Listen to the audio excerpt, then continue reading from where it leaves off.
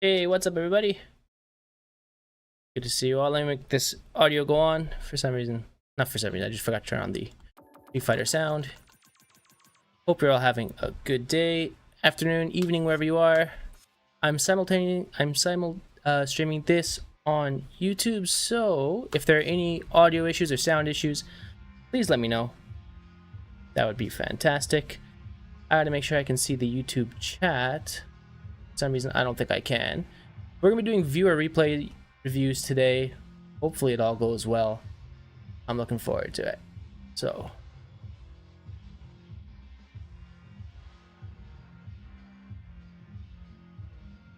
let me just pull up my YouTube chat here. Seeing the YouTube chat is always the hardest part of these simul streams. So again, if I always say this all the time, but if you guys are watching on YouTube, it really helps me out if you come and watch on Twitch instead. It just makes my life so much easier. If you could kind of pop on over there, that would be greatly appreciated. But we got a couple of replay review requests already. I think I have a list of about 5 people. What's this? 4 people, and I have to check my YouTube right now for comments. James, thank you. Much appreciated. Let me just check my YouTube comments here on my phone. Carlton Scuba, after that new one. Carl. I can't type. Carlton Scuba for the CFN. So 1, 2, 3, 4, 5. I got 5 people who want reviews. If you want to add your CFN now and request some reviews later, that's totally fine. But just keep in mind that I'm going to be doing these in the order that they came, just to kind of be fair to everybody, right? So let's copy this VGPP. Now I'm not sure if the person who requested this is going to be live right now, but if you are not, that's okay, because you can always review the VOD later. I'm going to keep the VOD up on Twitch, but not on YouTube, just because YouTube's kind of finicky with background music and stuff, and sometimes even Street Fighter music gets flagged, unfortunately. So let's just get right into this with the replay reviews. Oh no, I have to go players. Oh, can I go replays and search by ID? I think so. Search, keyword search, by replay. No, by player name. From the Philippines, VGPP. I hope I'm saying that right. Alright, so we've got a Master Manon versus... Okay, let's watch one of these as a custom room. I'd prefer ranked match. Possible. Book. Oh, is this book? Like Tekken book? That'd be pretty sweet. I'm not sure. Does book play Ken? I only know one book from Thailand. It's gotta be him. This should be fun. Let's watch this and see what kind of advice we can give this person. If I can give any. Let me just adjust my camera. I look like I'm fucking Bigfoot over here. I'm huge. Oh. Alright. Let's watch this.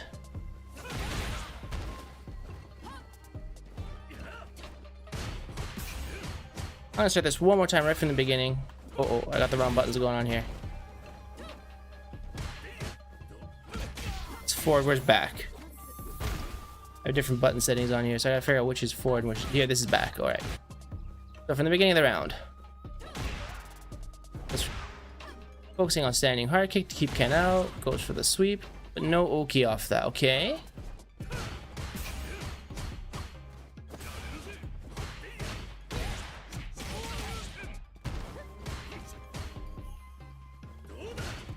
Go. Snake of Trains, thank you very much for the follow. Really appreciate it. Boom, boom. It's put into the Ken blender. There we go. Alright. Okay, there's already a couple things I want to talk about here, especially in the Ken matchup. That was probably a misinput. I want to see what happened there. What did VGP do?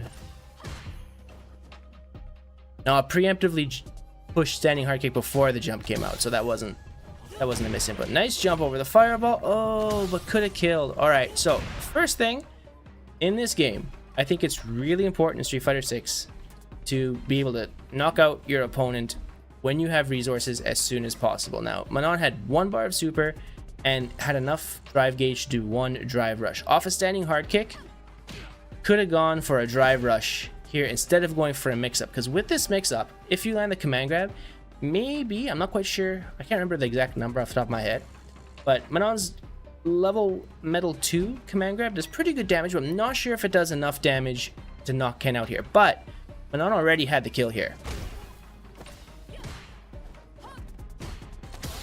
with this jump in combo. Could have done this into standing, what is it, standing medium punch, drive rush, back hard punch into like level 1 or something. That would have killed. But decides to go for the mix up instead, loses, and actually got lucky that Book here. Book's a great player. But Book decided to go for the back jump. You don't really get a punish off of that. Tried to punish with the drive rush, didn't get it in time. Boom, boom, boom. And again, misses the command grab. So, first thing I'm gonna say, BGPP, I'm not sure if you're here in the chat, but you should always try to go for the kill combo if you have the bar to do it. The momentum shifts in this game are pretty huge, so you don't want to give your opponent to make comebacks, especially an opponent as momentum based as Ken.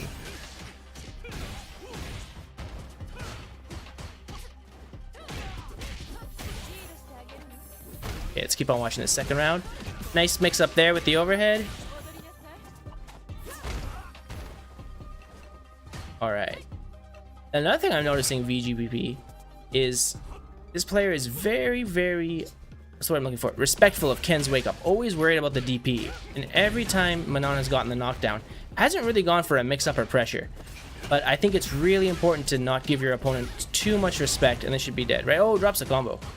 Not to give your opponent too much respect, and to kind of like challenge them. Oh, again, so yeah. How'd I say? Right here. Okay, sorry, I'm just pushing the wrong buttons. Here with this drive impact. Had CA, had how much bar? Could have gotten 2 drive rushes. Definitely could have gotten the kill with this combo, but just chooses the wrong combo. I'm not quite sure why BGPP chose that combo, but could have killed, even just by using 1 bar.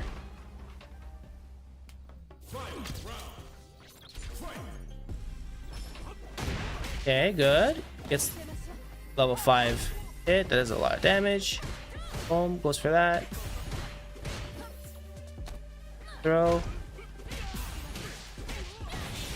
Will this kill? This probably does kill. This does a lot of damage with 5 metals. Not quite sure though. Could have definitely spent more bar though.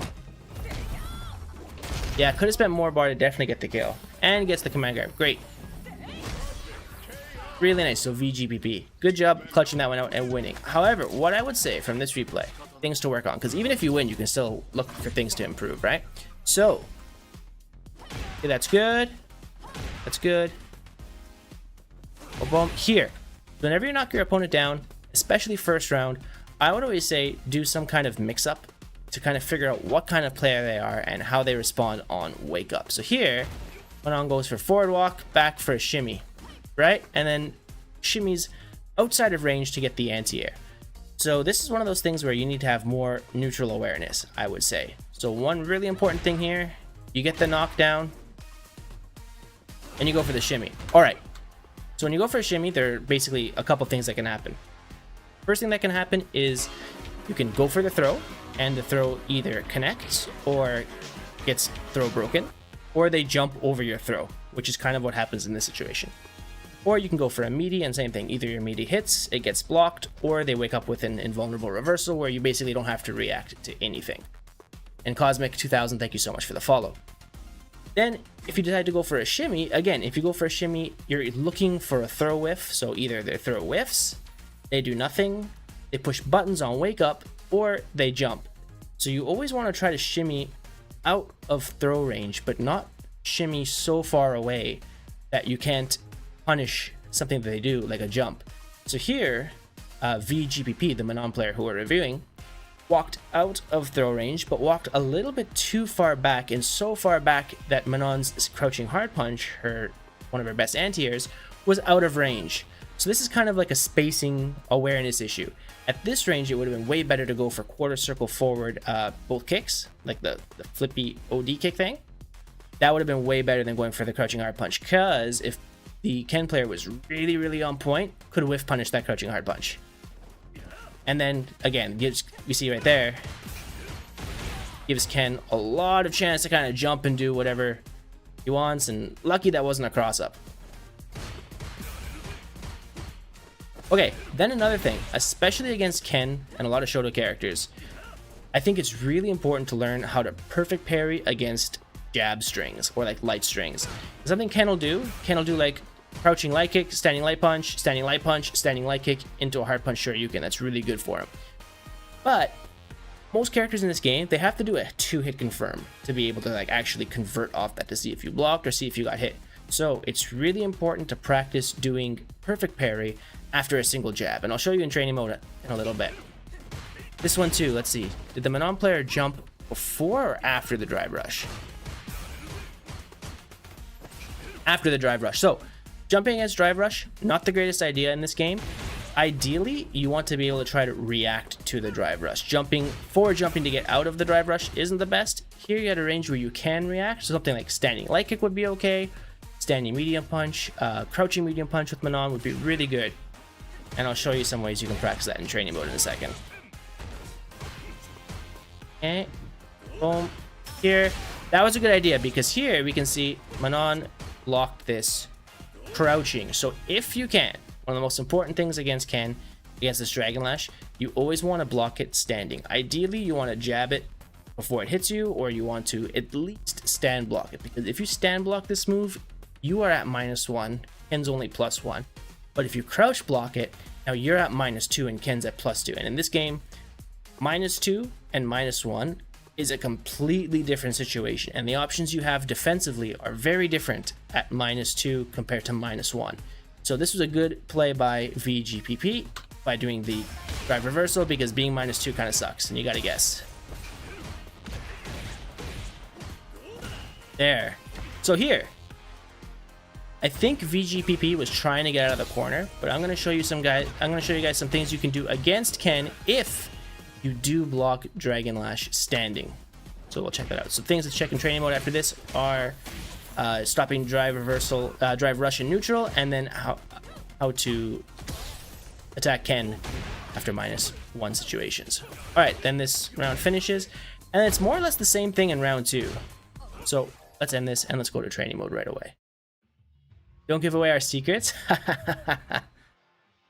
That's what I'm all about, man. All I do is give away the secrets. All right, so let's go to this. Let's go here. Training mode. So I'll pick Manon. I don't play Manon, so if I say anything kind of funky about her, don't get mad. But let's choose Ken. And let's look at some things we can do. The easiest thing to look at is Dragon Lash right now. Hard kick Dragon Lash. And kind of going over the difference between -1 situations and -2 situations. Spin screen. Okay, so let's just record Dragon Lash here. Oh, sorry, my buttons are wrong. Let me change my buttons here. Here we go. Okay, so whoops, let me re-record this. All right, so hard kick Dragon Lash. If you block a crouching, you're -2. If you block it standing, you're -1. And -1 is the most common situation because you try to go for a perfect parry, you mess up the timing, and you automatically stand against it when you perfect parry, or when you parry, you always stand. So, what are our options? Let's record this one more time, and let's go like this. And let's just mash Ken doing a throw after. And I'll show you the difference. So, let's say you're -2. If I mash jab, a 4-frame jab, at -2, the throw will beat the jab. Because a jab is 4 frames, throw is 5, and Ken's -2, so that's kind of a frame trap with throws. So, the reason why you don't want to block this crouching is because being at -2 means you have to like guess the throw, and you can't mash out of his pressure. Because whether Ken does, let's do this. Whether Ken does a jab or a throw, both the jab and the throw will beat you when you're at -2, so you lose one of your defensive options. Mahogdi, thank you so much for the follow. Sorry if I'm butchering your name. So, why do you want to block this standing. Well, let's look what happens if you're at -1 instead. Now, when you're at -1, you can mash a 4-frame because your 4-frame will beat the throw from your opponent if you're -1. That gives you so many different defensive options because now the Ken can't just think, all right, well, I'm going to put you into either a throw mix-up. So either I push throw and you either have to tech it or you have to do a delay tech, and that's when you can do a shimmy. Excuse me, 1 second. I was sick. Pretty sick, actually, much earlier this week, and my voice is still kind of not quite up to par yet. So, sorry guys, I'm getting a drink here.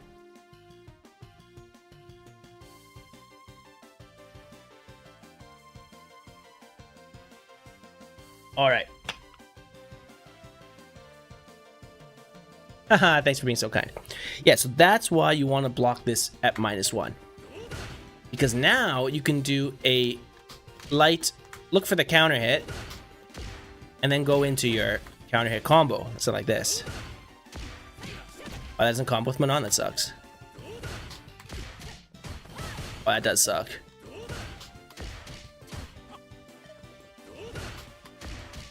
That doesn't work? Oh, Manon. That works though. So that's why you want to always try to be -1 here. Then again, if Ken decides to go for a jab, and you jab, you'll lose against the jab, but you will win against the throw at -1. So that's something really important in this matchup. Whenever he does Dragon Lash, try to block a standing, and then basically you have a few options to deal with this after you block a standing. So let's say Ken does nothing, right? You can block a standing, go for an immediate throw. What will immediate throw beat? Immediate throw will only beat throw. So immediate throw isn't the strongest option, because if Ken decides to go for a throw, you'll tech it. If Ken decides to go for a jab, you'll lose. If you block a standing. If Ken decides to go for like a neutral jump shimmy,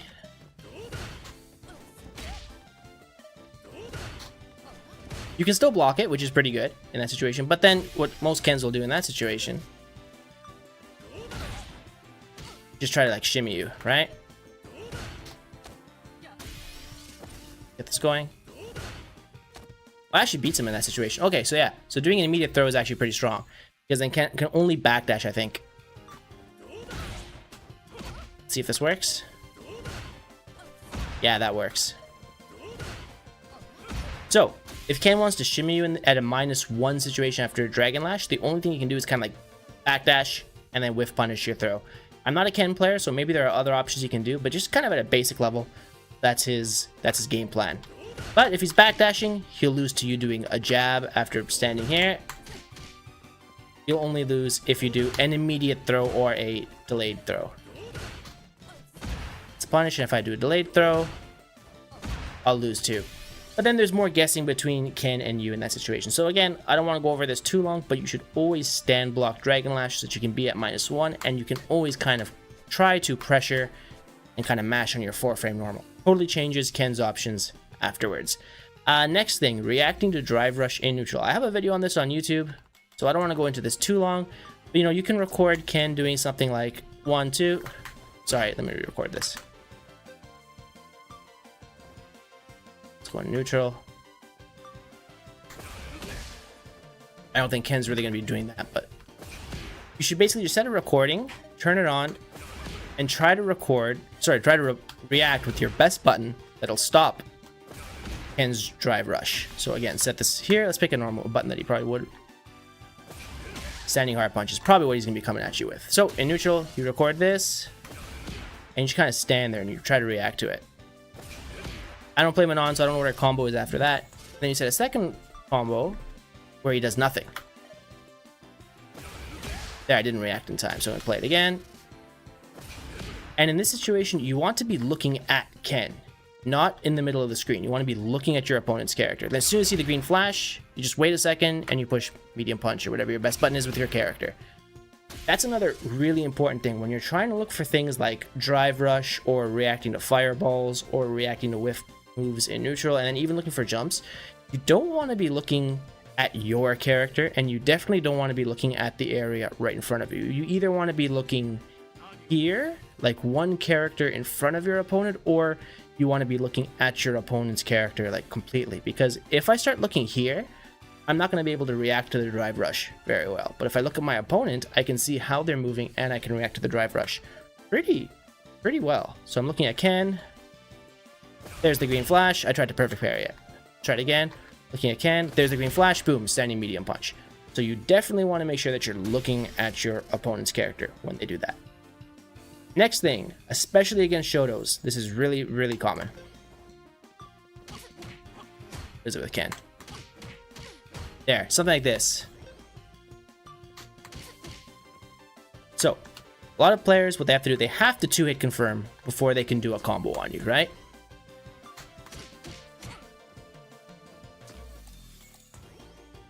If you just block this all the time, you give the Ken player a lot of opportunity to either do like that, or they can go like walk up throw. Let's re-report this again.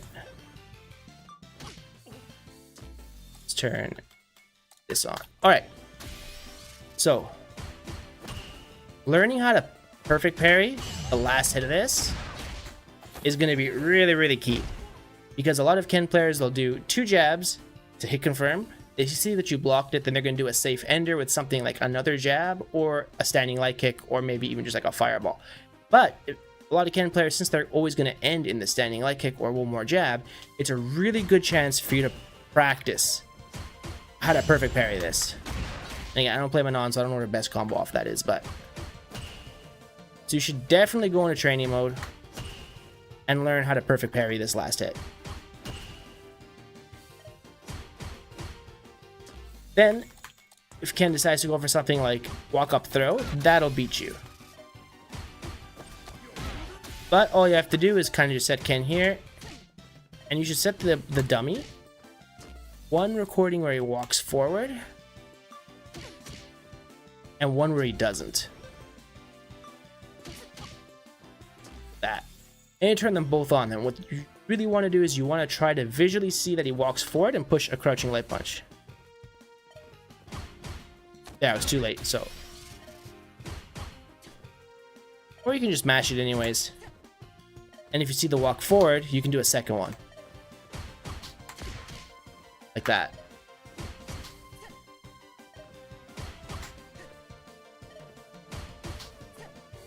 Just react. Something like that. So that's another really good thing to do in training mode. If you notice that the Ken player is always kind of do like 2 jabs, walk up throw.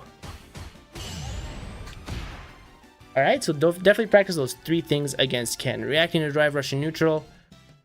What was it? Reacting to drive rush in neutral. Stand guarding after a missed perfect parry against his Dragon Lash. And then you can either do a delayed throw, backdash, block, or mash a 4-frame. Will a delayed jab beat the throw? In which situation? Astro.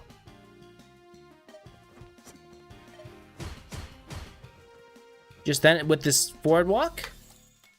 This one was it slot 2, I think. Yep, a delayed jab will. What you can even do, if you want to get really ballsy with it, do a delayed do a delayed medium, and then that's 8 frames. This is 8 frames. If you want to get really sweaty with it, the timing's kind of hard, and I don't play Manon, so hold on. Oh yeah, that doesn't work, but that does. You want to get real sweaty with it. You do a single delayed crouching medium. You look for the counter hit message on the left, and then you go into your best, whatever links the best off a counter hit after a medium. So this is 6 on normal hit. It's +8 on counter hit. This is +8, so you can go into this. And again, I don't play Manon, that didn't combo, but you guys get the idea, right? That's kind of what you want to do. Cool, let's go into another replay review. What do we got next? We got Grass-Fed Gamer was next on the list. Then Taco Slayer after that. Plays, let's find Grass-Fed Gamer.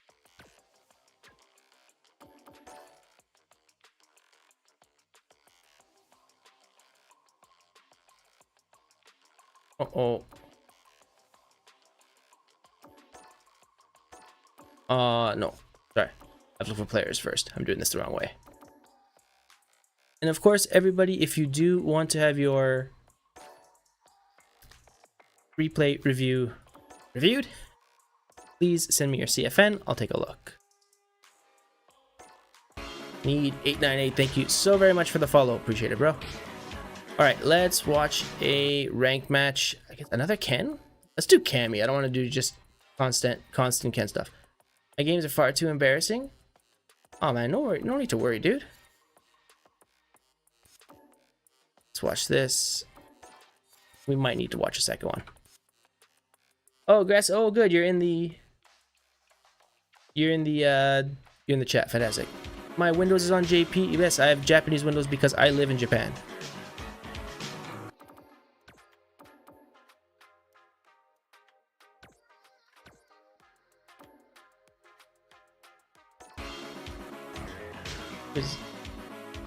D3osoar. Thank you so much for the follow. Yeah, that's right. That's right, Snake of Talons. Everyone does start somewhere, so no one need to worry about it. Welcome to the chat, first-time chatter. And one more first-time chatter, Vixen. Love your YouTube. Thank you. Appreciate it, man. Thank you so much for watching. I wouldn't be able to do none of this stuff if you guys weren't watching, so always, always appreciate it. Thank you. And I was busy saying thanks, so I didn't watch none of this shit. Hold up. Let's go back to the beginning. Alright.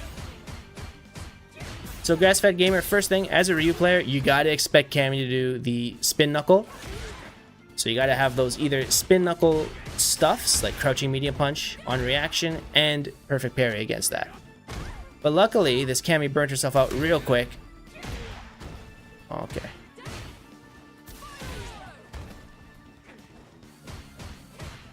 Alright, so this Cammy is wild. I already got a couple things I want to say.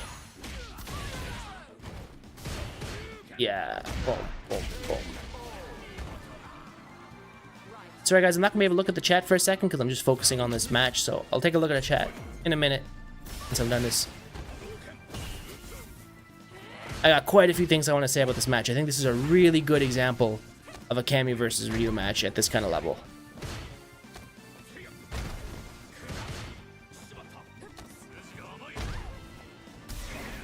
Okay. First thing for sure, against a really mobile, jumpy kind of character like Cammy, because Cammy's got the dive kick, right? You don't want to be doing the random drive impacts mid-screen, unless you've really, really got a read on what Cammy's going to do.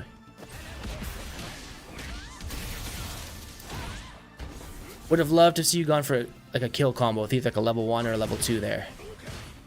Okay, now once you're at this kind of range with this much bar, where was it? Ah, shit. Push forwards to the back. Let's go through it again.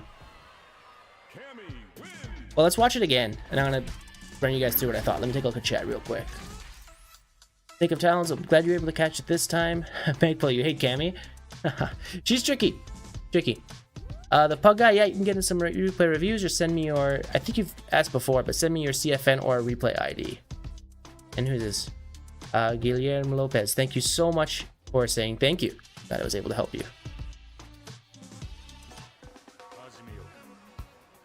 No mercy for you.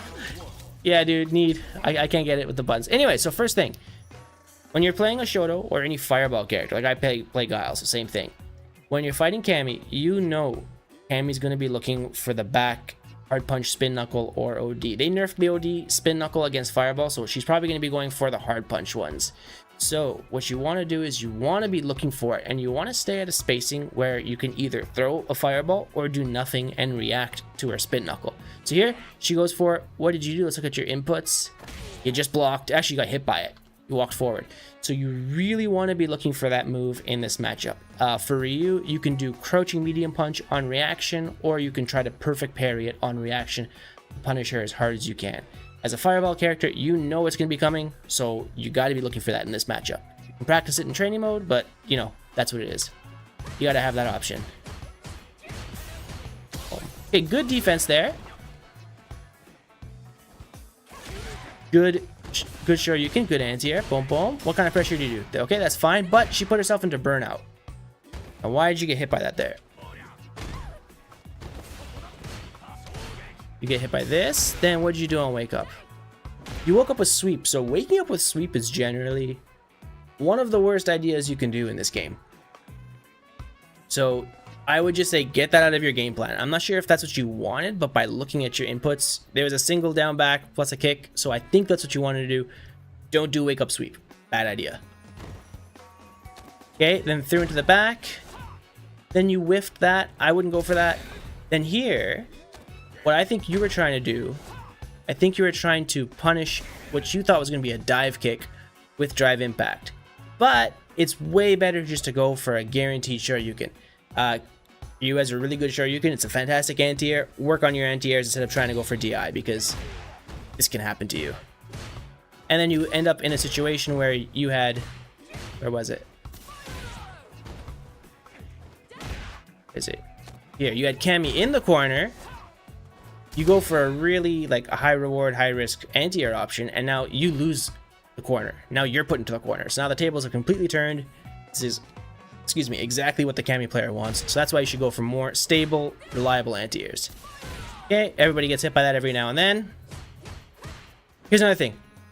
This is one of the things I see that kind of like more, not beginnerish players, but people kind of stuck in like lower MR rate or higher diamond tend to do. Don't back jump or neutral jump in the corner. You should always be forward jumping out of the corner. And I'll tell you why later, but guys, just trust me, in this game, neutral jumping or back jumping, except for some really specific instances, is very weak in this game. You don't want to be neutral jumping or back jumping. You want to be forward jumping. And I'll show you in training mode after we're done reviewing this, but just trust me for now. Chat, remind me if I forget. Remind me to show the reason why you're not supposed to back or neutral jump in training mode. Okay, then you get thrown. What do? Okay, yeah, you get hit by me. That's fine. Then you do that. Boom, boom, boom. You get strong. Unfortunate, but we all get strong in the corner against Cammy. She got strong corner pressure. Okay, here, round one.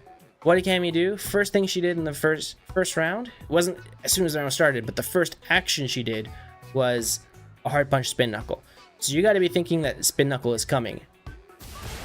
She could have done something. I don't know why she decided to do the cannon spike or spiral arrow. Sorry, but looking from the first round, probably gonna do some kind of advancing attack. So while this OD Hadoken is really powerful and it worked in this situation, it's risky. You kind of got lucky that this Cammy player went for something dumb.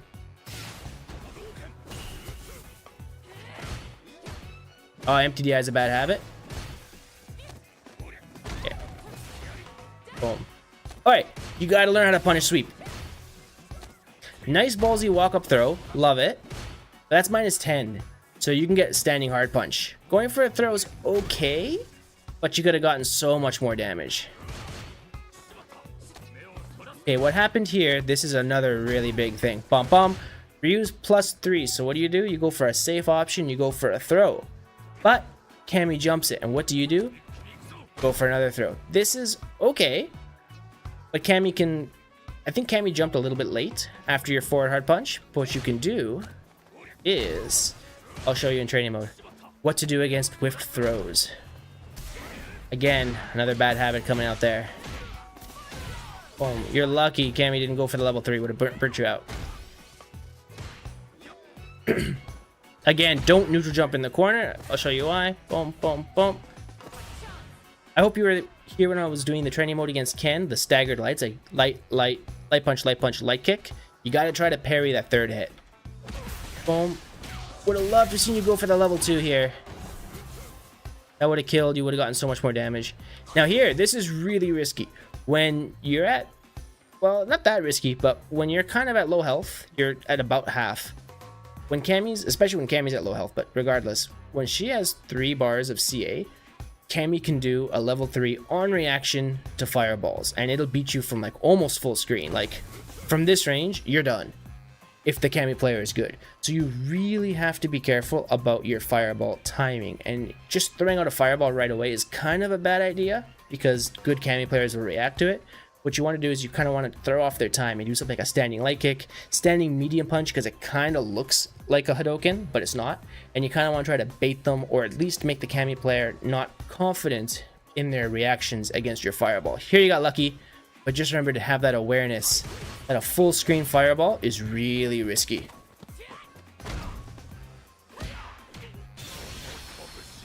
Then you go for a reversal level 2, which doesn't work. And I think this is the end of it. Alright.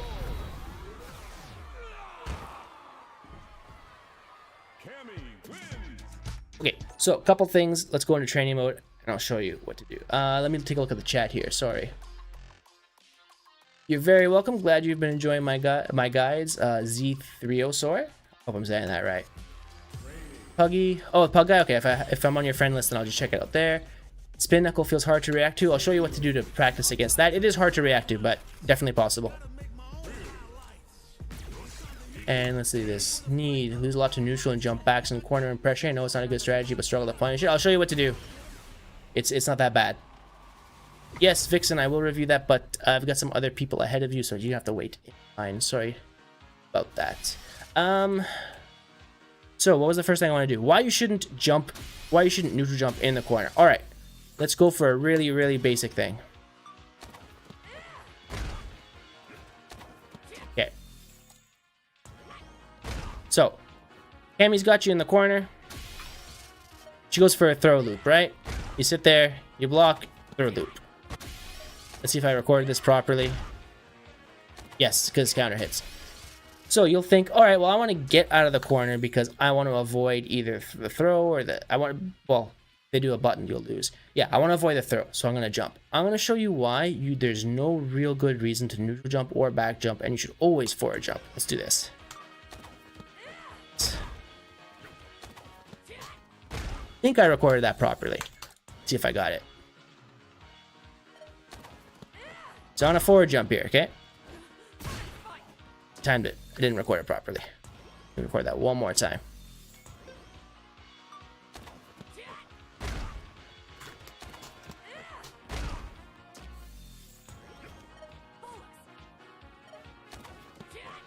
Hopefully I get this.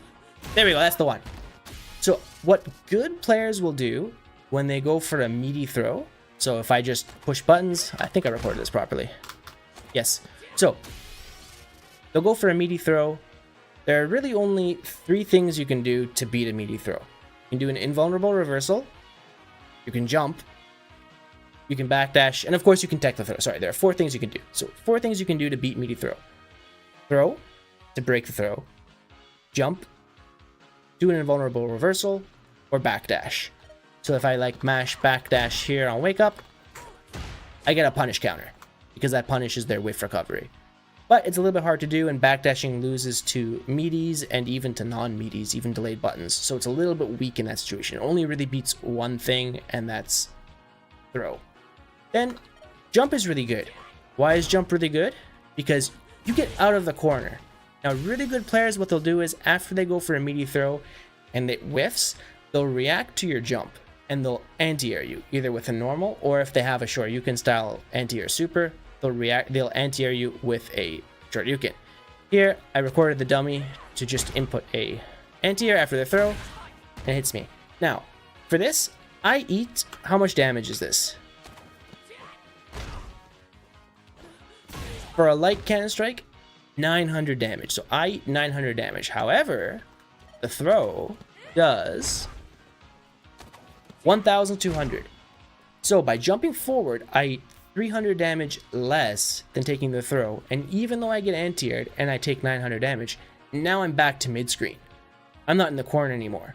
So what you're doing here is you're sacrificing some health and you're assuming that they're going to hit you with the anti-air DP.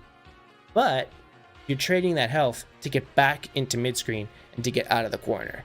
Now, the reason why you don't want to neutral jump or back jump is because against a good player, they'll go for that same situation, but if they see you... I recorded it wrong, but you guys get the idea, right? If they see you go for a neutral jump or a back jump, Hope I recorded that right. It's really hard to record this with the dummy reacting to your jump. There you go. So, if they see you neutral jump or back jump after you avoid their grab, they're going to do an anti-air. Now here you eat 900 damage, but you get none of the benefits of jumping forward because after you take the damage from the anti-air, you're still in the corner and you're in the exact same position you were in before. Plus, by jumping, you open yourself up to meaty attacks. You won't be able to get jumped. So you won't be able to jump out of the meaty attack, so it loses in those situations. So always try to jump forward. If you're going to be taking the risk of eating a meaty attack and losing there, you should at least be getting the reward of getting out of the corner. So neutral jumping or back jumping gives you all of the risk and none of the reward of a jump option. So you really want to make sure that you're jumping forward. And yeah, Germ, haven't seen you for a while. Welcome. You're right, you can back roll after the anti-air and create space. Back to neutral. Fantastic. Now, some characters can dry rush and still apply pressure in that situation, but just generally speaking, yeah, jumping forward is a really, really good option as opposed to neutral jumping or back jumping. Neutral jumping and back jumping only works against bad players. Unless, of course, you're looking for something very specific and you're trying to counter a certain specific option, then you'll want a neutral jump or back jump, but generally speaking, forward jump is your best option. Next thing we're going to talk about is reacting to Cammy's spin knuckle. Boom. So again, much like Drive Rush, just want to record Cammy doing some stuff. Really, just doing some stuff in neutral. So I have one where she does it right away. There. You just want to react to it. We'll just turn repeat replay on.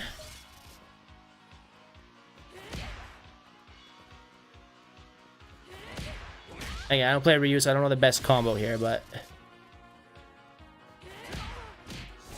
that's not a combo.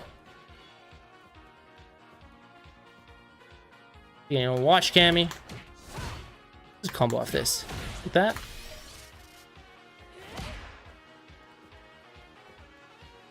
Just watch Cammy. Yeah, I don't play this character, so I don't know the combos. There, that works. So again, you just want to watch Cammy. And I do that. And then react to that. That's something, you just got to practice that in training mode. Just set it to random replay, do it. And then another good thing is you don't want to be like crouching at this range because you can't hit your legs. Just stand up. It'll keep your hurt box from going forward. Just stand up in neutral. Watch for her. Is that the ideal neutral distance from Cammy? That's a good question. That's going to depend on your character, but as Ryu, generally speaking, both of you, you and Cammy, have a really good crouching medium kick. So what we're going to do is, to find out the ideal range, first, let's look at these marks on the floor. I'm going to save it here. This is outside of my crouching medium kick range. Outside of my range. Let's go about here. This is just outside my crouching medium kick range. Just outside my crouching medium kick range. Boom, that's inside my crouching medium kick range. Let's go right here. This line. Boom. Let's go back a touch more. See what my range is. Boom. There we go.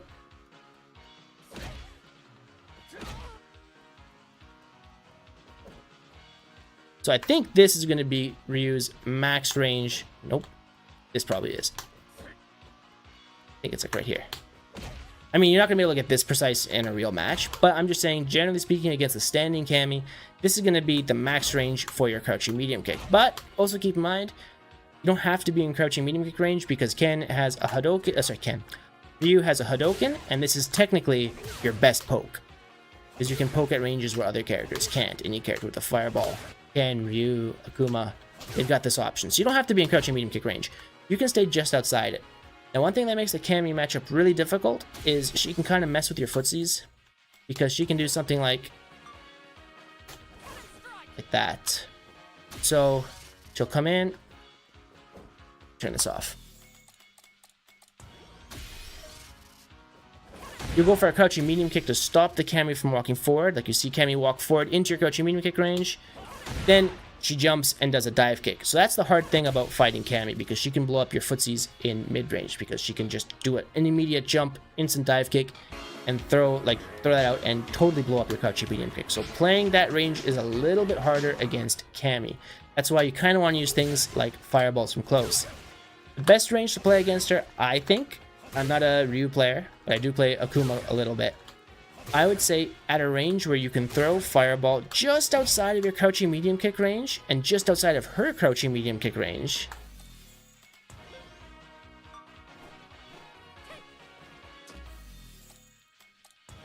Because at this range here, you can throw fireballs and she doesn't have enough time to react with spin knuckle. She has to do it completely preemptive spin knuckle, and I don't know about you, but I haven't really fought any Cammies that do spin knuckle at this kind of a distance here. Really unlikely. They'll do spin knuckles here, spin knuckle here, here even, but this range, Cammies aren't going to do spin knuckles here. They're not looking for it. It's too difficult. You'll catch them. There are too many ways to catch their startup. So you kind of want to play just outside that crouching medium kick range. Play with fireballs, and then, you know, just use your normals. Walk in, try to whiff punish, get in there with that nice mix. Do your Ryu stuff. Yeah, exactly. That's right, X-Germ. Good Cammy players will do that for sure. All right. Yeah, and her incredible drive rush. No, Cammy's drive rush is kind of trash. It's pretty slow. That's actually one of the things kind of holding her back a little bit. It's not that fast.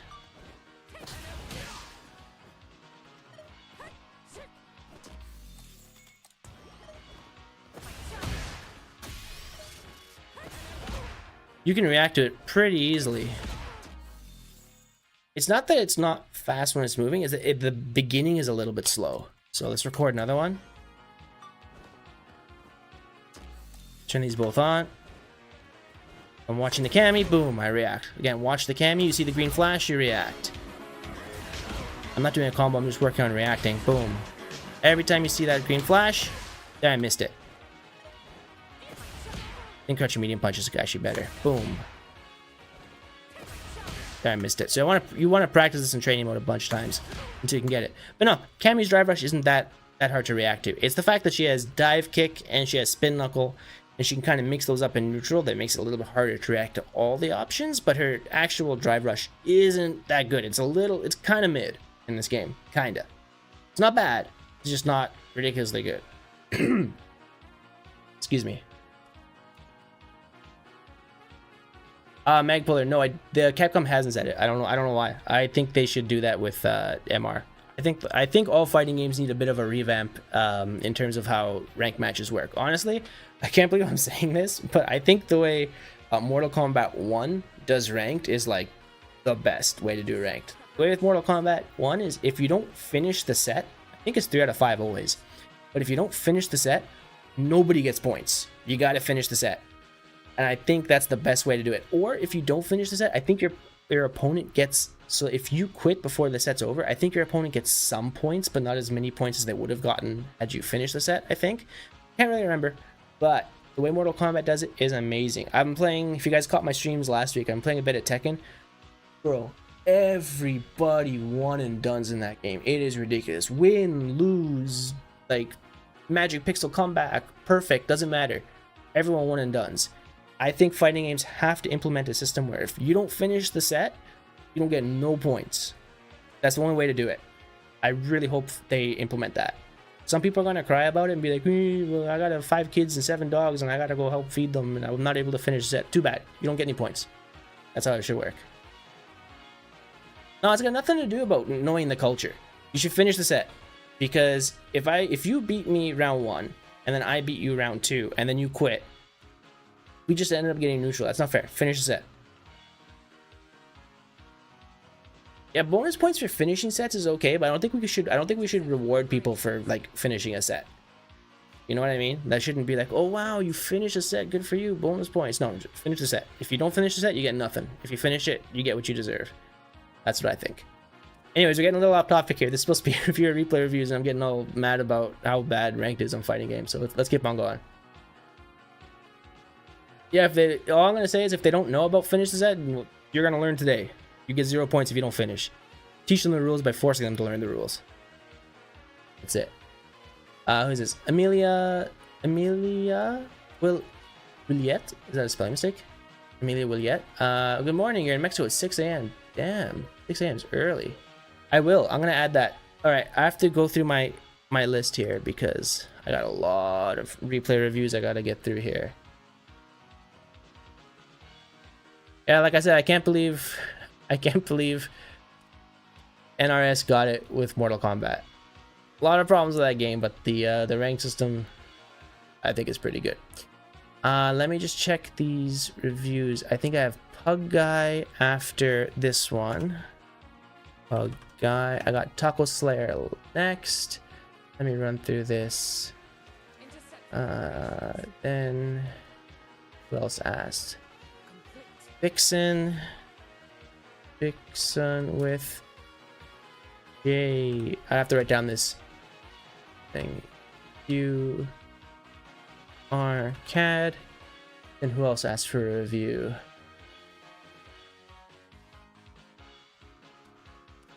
Also, guys, I have some drive tickets. I need to buy some new music for this game from the jukebox. You guys can help me choose. And we're gonna go Emily from Mexico. Emmy. Wild Gust.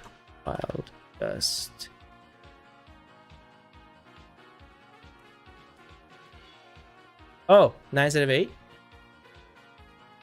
Thanks for catching that. Here we go. Oh, I'm getting lots of YouTube messages. Hold up. Am I getting more? More replay reviews? 47 minutes ago, Gohan on my end. What a great name. Gohan on my end. Let me write this down.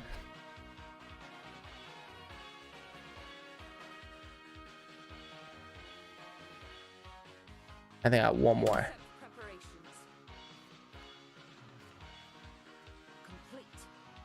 Live while I'm playing Luke. Would it be possible? Perez, Jonathan Perez? Yes, hold up a second.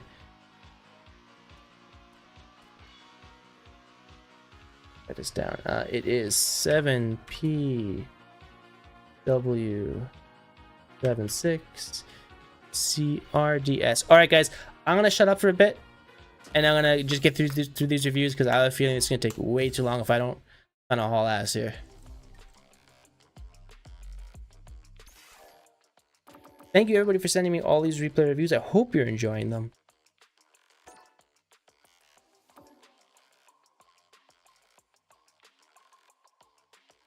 Oh wow, thanks Germ. That's fantastic.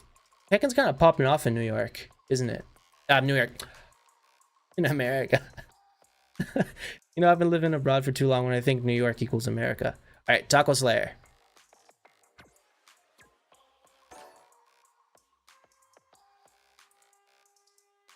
Taco, you in here, bro?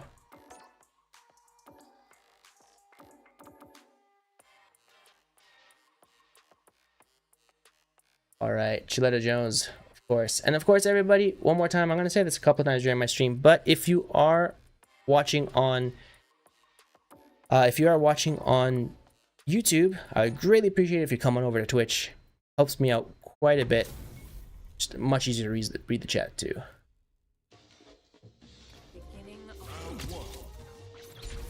Thanks, buddy. Appreciate it, Jerem. Alright, so we got Cammy versus Akuma. I chose Akuma because it's pretty easy to figure out. Week 3 made a diamond. Hey, that's really good for week 3, bro. Good stuff.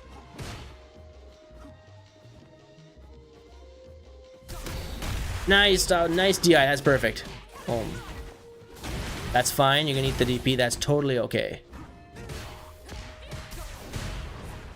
Alright. Okay. Bump. Nice, okay. Yeah, see, that's what I'm talking about. Reacting to the spin knuckle. The Akuma spaced that perfectly.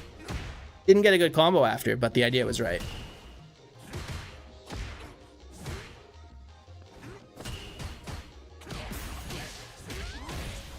Okay, into here. Nice, that was smart.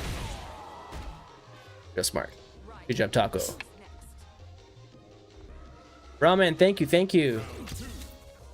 I've just been so busy making guides lately that I haven't really been able to put the time into Tekken, but I really hope to play a bit more this weekend.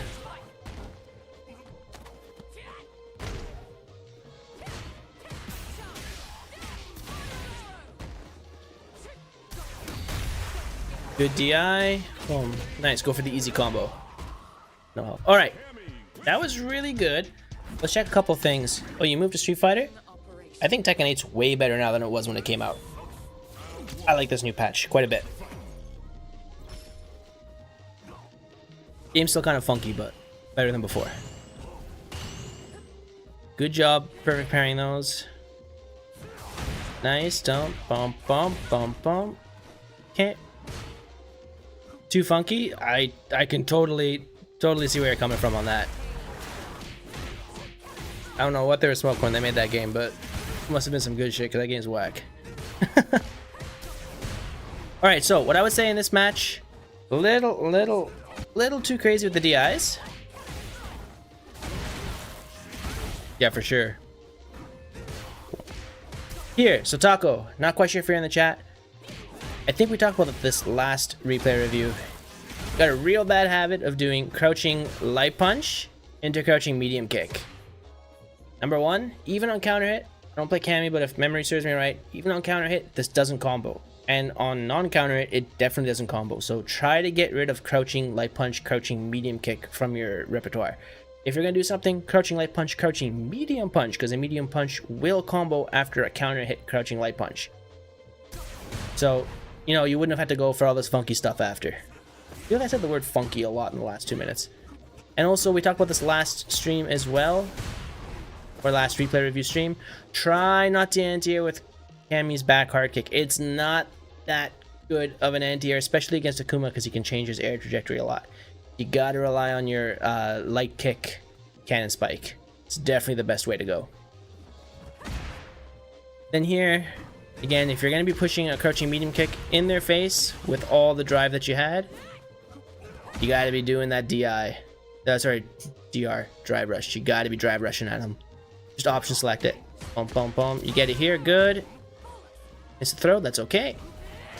Try to go for the spin knuckle, that's fine. Boom, boom, nice. Here, I don't like this. This is okay, but then after this, you don't really get anything. What I would say is, if you're gonna go for a light here, you should have gone for 2 lights, because then you could have comboed into this. That's some really minuscule things, but then just checking out your light strings and trying to convert off them better.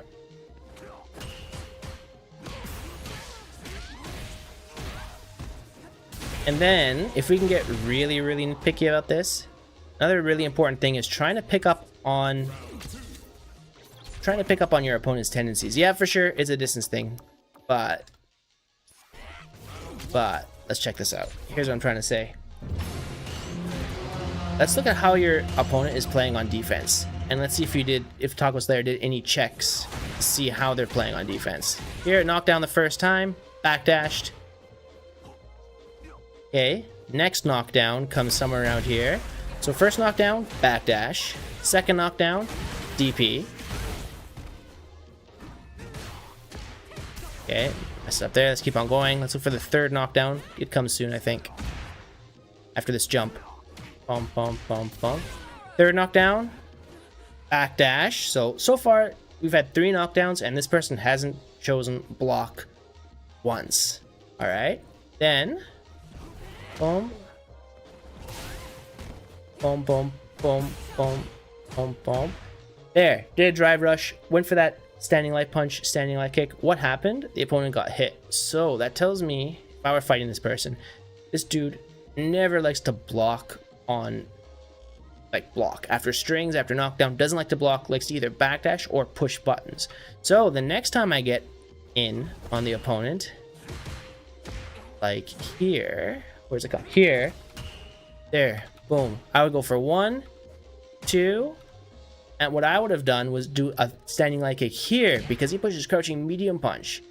That would have stopped him. I would have done standing light kick, drive rush, go into a combo. Would have killed.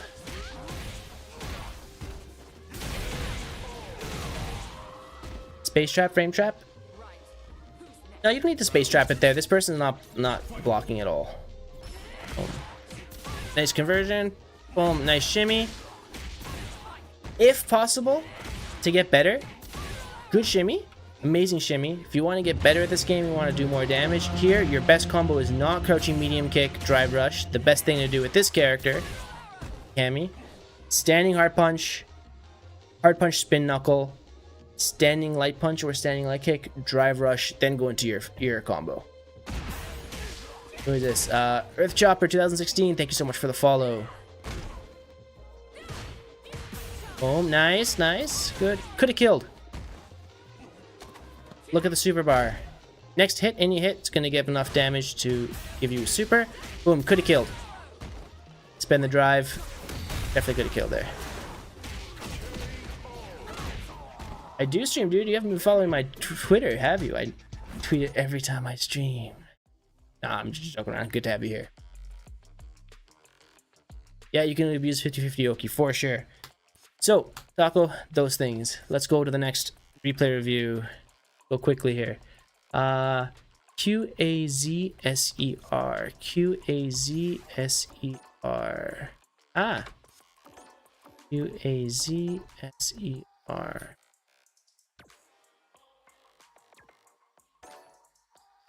Q-A-Z-S-E-R. Oh good, there's only one.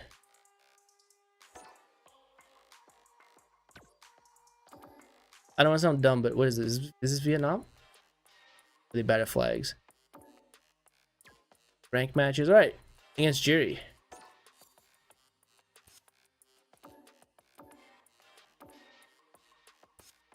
That's Vietnam. There we go, big brain Chris.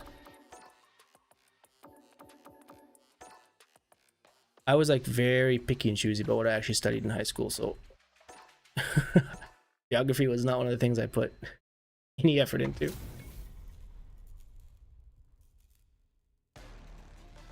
Yeah, Earth Chopper, I'll take it, but we got quite a few people ahead of you. I'll try to get through it. All right, and guys, if you're enjoying the stream, of course, follow, and if you can, I would always appreciate a sub, as I am trying to build my Twitch, so that would help me out a ton if you're enjoying the stream. Anyways, let's look at this. Hazer. Boom, boom. Okay, good. Charge, good parry. Boom, nice. Boom, boom. Nice, into the combo. Yeah, against that, that's kind of rough. So let's go back to the beginning of this round. Okay, so right away, as a Jury player against Akuma, Akuma's got really good buttons. He's got a fireball. You got to play around that. And trying to do standing hard kick against one of the best fireballs in the game is pretty risky. So I would say to kind of chill with the standing hard kicks and just trying to focus more on walking forward and trying to push him to the corner. Pop on, you get doesn't know his combos, so you got lucky here. What do you do? Good, you block.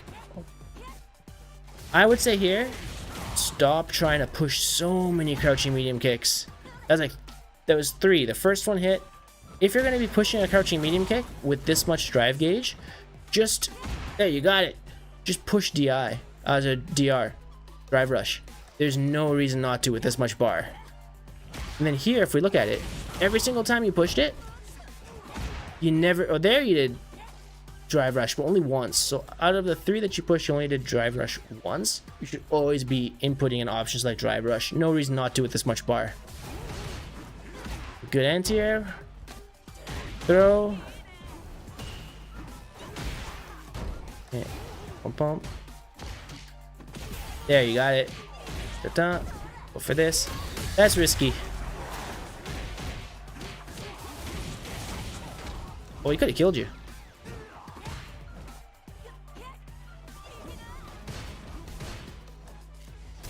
Yeah, so I would just say I feel like you're not really confident in your ground game against this character. You're doing lots of jumping, lots of DI. It just feels like you're kind of scared and you don't know how to fight against this character. So really, I would say really think about your grounded game more.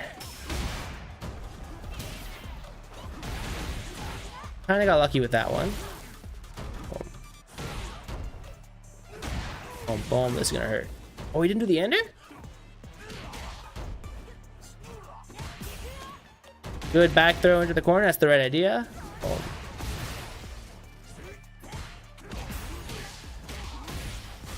Whoa, this Akuma. Yeah, that's a bad idea. That's a bad idea. Alright, so that was a bad idea for a couple of reasons. Number one, if it hit him, it still wouldn't have killed. Alright, number two, there's some ways he can avoid it. And like number three, just there are too many things that can go wrong with that. And seeing that super at the end really showed me that you didn't really understand like the kind of neutral game. So what I would suggest doing as a jury player, go into training mode and really try to figure out what your best buttons are to beat Akuma at certain ranges. So I don't play jury. I don't think I've ever actually even practiced jury combos ever. But if I were you, something I would definitely do, go in training mode, load up jury, Akuma, and figure out what you can do against his best buttons. And what are his best buttons?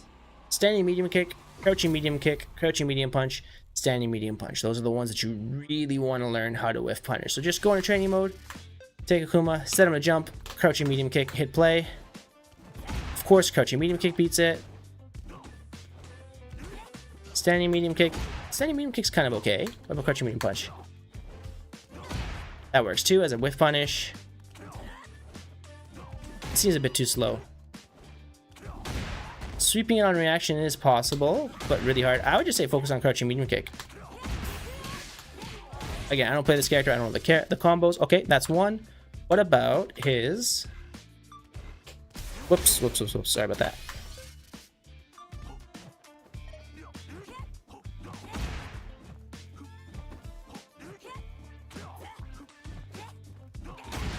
Oh, you can react with standing hard kick, standing hard punch. Oh, but look at this. Crouching medium kick is so easy against this. So I would say crouching medium kick is definitely one of your best things against this character. Let's figure out one more.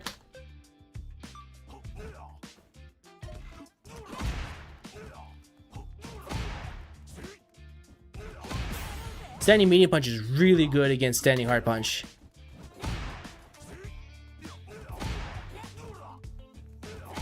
Let's do plus 9. What's this? 17, 10, 8. Ah. Let's see. Doesn't work. What's this? 10 frame? Oh, you can go for this probably. There you go. So again, in neutral, just figure out what your best buttons are against some of his, because again, if you punish counter this, you can probably get a sweep, or even just like, I don't know her combos, but something like that. So definitely spend time in training mode figuring out what buttons you want to push against certain buttons, and then, you know, try to use that in neutral. Try to stay out of his range. And again, when you're playing here, the only thing Akuma can really do is mess you up with fireballs and jumps, and then you have a pretty good anti-air DP, so you can play that range not so bad. You've yet to see a jury that plays neutral. True. Also, instead of drive rushing a lot, or trying to hit him with standing hard kick, you've got one of the best drive rushes in the game. I think I said instead of trying to drive rush a lot, instead of trying to jump a lot and do random DIs with jury, play the neutral game and just, you know, boom, just get in there. Use your drive rush. Get in there, hit him with a mix up. Jury's strong at that. You don't have to play neutral. You got one of the best neutral skip characters in the game. Just rush this dude down from this range. If your opponent is bad, they won't be able to react to it. They won't be able to check your drive rush, and then you can just kind of abuse this shit all day. Alright. Again, I don't know jury combos, but that's definitely something I would work on if I were you. Alright, we got a lot of requests. Guys, here's what I'm going to do. I'm going to ask everyone to stop asking for requests for a little bit until I get through this list. Otherwise, I'm not going to be able to keep up. Carlton Scooby.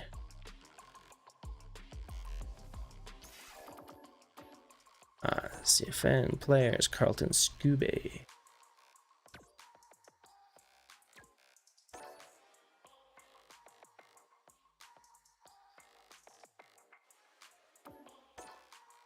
No player found.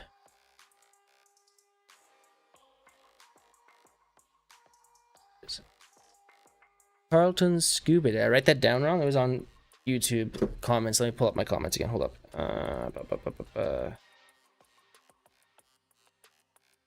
Carlton Scooby. Nope, I typed it in right. Carlton with a C, right? Scooby. Let me try with no space. If it doesn't work, we're gonna have to skip. Carlton, if you're in the chat, let me know.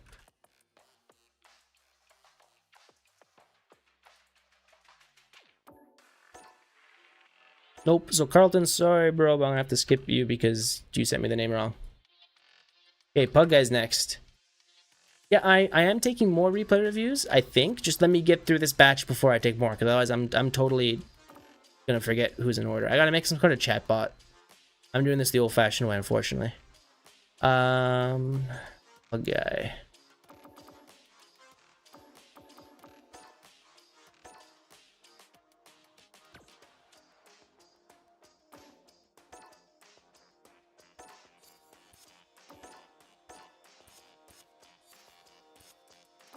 Plays. Replay list. Boom. Pug Guy. Watch replay. Alright. Hey, we got a lot of viewers in here. Thanks, everybody. This is one of the highest viewed streams I've had in a long time, so thank you all so very much. Love it. Alright. Boom. Good. Boom, boom. Looking comfy and neutral. Love the drive rush. The only thing I would say is, against this drive rush, what happened here? Jumped out of it. Boom, boom.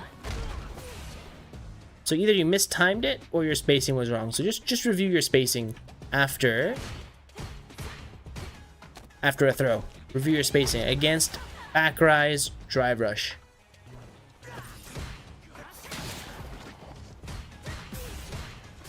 Okay, whatever, he did a reversal behind it, that's fine. Ooh, no anti-air there.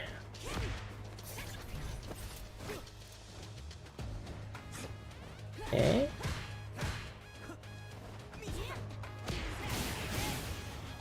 Let's see. This is a tricky one to give advice on because I don't play these characters. Let's see if I can come for something. Oh, drop the combo. Wait, that combo I know. Hold up. Boom, boom, boom, boom, boom, boom. Just whiffed. Yeah. Unfortunately, out of range. So, awareness. I think that's one thing with Aki. She has lots of different combos. So, knowing which combos will work properly or not. And then you should have ended with the poison ball one instead if you're worried about it not comboing. Oh, okay. Then one thing I would recommend for sure. How to deal with these annoying jump back light punch. I'll talk about that in a second. Once you put your opponent to burnout, as an Aki player, one of the best things about this character are her options when your opponent's in burnout. So if I were you, I would look at different ways to kind of maximize your burnout strings, because here, all you really did, go for a jab into something that doesn't work, and he's matching light punch. So when your opponent is in burnout in the corner, you gotta expect they're gonna be doing some wild stuff, mashing, pushing buttons, jumping, all this stuff. So you gotta be ready to kind of shut that down. So you don't really want to go for mix-ups too much. You kind of want to go for like lights into specials. Try to take frame advantage that way. Ghost EFGC, thank you so very much for the Prime sub. Appreciate it, bro. Oh, you meant to do standing medium? Okay, good. As long as you know.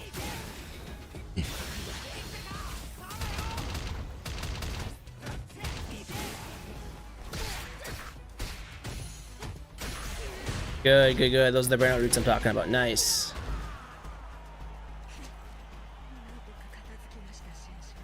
Let's go to the next round. Ooh, I don't like that in the round start. It's got too many like strong neutral buttons for that to really work too well. Bump, bump, bump, bump, bump. Nice. What's your mix-up? Boom. Nice. Oh, he does on the safe jump. Okay, so something to practice to get a little bit better. Reacting to your safe jumps, and if they hit, because a lot of the times what we do with safe jumps, we do a safe jump. We expect either a block or. Sorry, we expect either the opponent to do nothing and it gets blocked and we set up our pressure from there, or we expect them to do a reversal and then we punish the reversal. The one option that we don't really expect too much is the push a button on wake up option. I think this person wanted a DP, but it didn't come out. So always be expecting, like always go into training mode and learn how to convert off of a regular hit off of a safe jump. Not that common of an option, but definitely go for it. Because you had a couple of you had two combo opportunities there. One, then 2 after your drive rush and you didn't get it. So definitely practice those situations.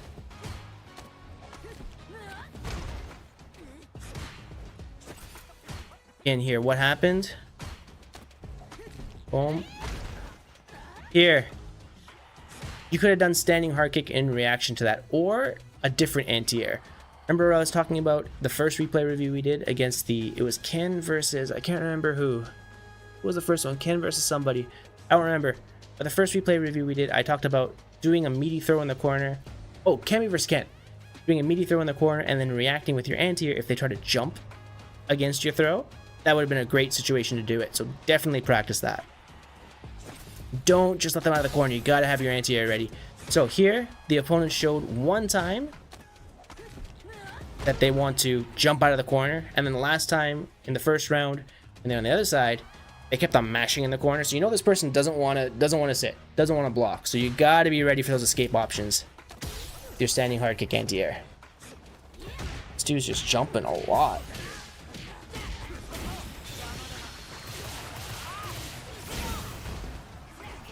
Doesn't have a cross-off anti-air. She can't walk forward and standing hard kick.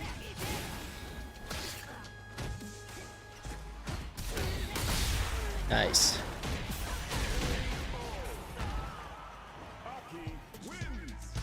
So those are the big things that I saw there, that matchup. Let's check it out real quick. What Aki can do in that situation. But I'm a little curious myself now.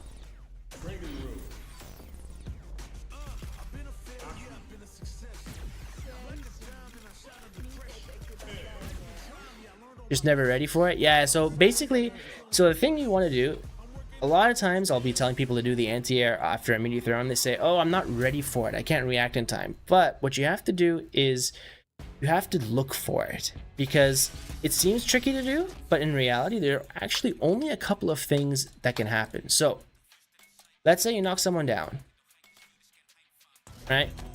You go for a throw. She gets throw loops, right? Yeah. Gets throw loops, crouching that punch. She can just walk forward and throw, right? I don't play Aki, but yeah, she can. So there are only a couple of things that can happen if you go for a meaty throw. The first thing that can happen is your throw works and you have all this time to think. Then the next thing that can happen is they tech the throw.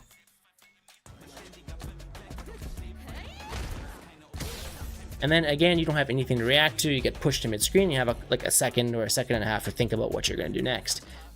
Then the other thing that can happen is they do nothing and they get thrown by it. Oh, we said that already. Next thing that can happen is they can do an uppercut, an OD move, and you get blown up. Again, you have nothing to think about, nothing to react to. Or they can jump or neutral jump. So let's figure out what Aki can do here. Seems like it works. I mean, I'm not an Aki player. Maybe I'm doing something wrong here, but I don't think I can do anything there. What if we record this real quick?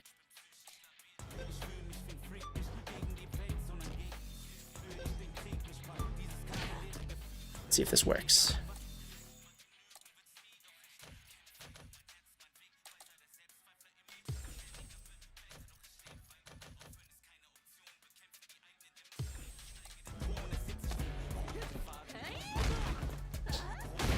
Not only does it autocorrect, if they try to go for a cross-up attack, you get a nice punish counter. And the nice thing about Aki, it is really easy because if they go for a normal jump instead, check this out.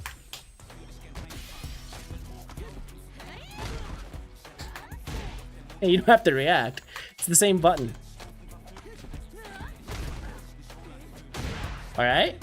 So then all you have to do is react to the punish counter. Something like that. Really easy with Aki. With other characters, you have to change your DP input. With Aki, because it's just standing hard kick, really easy. You might even be able to get a crouching hard kick. Let's see. Crouching hard kick works. Let's see if it goes the other way. That one's a little bit harder. I think the startup's a bit slower than standing hard kick, but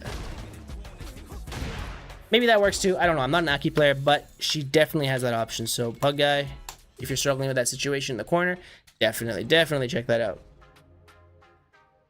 It's done. Then we have a review request from Vixen. This is the one here. Copy. CFN.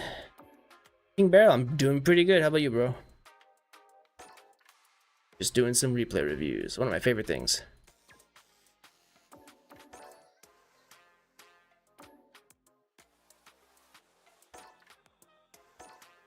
Watch this. Hopefully you're doing good too. For some reason I couldn't say that properly.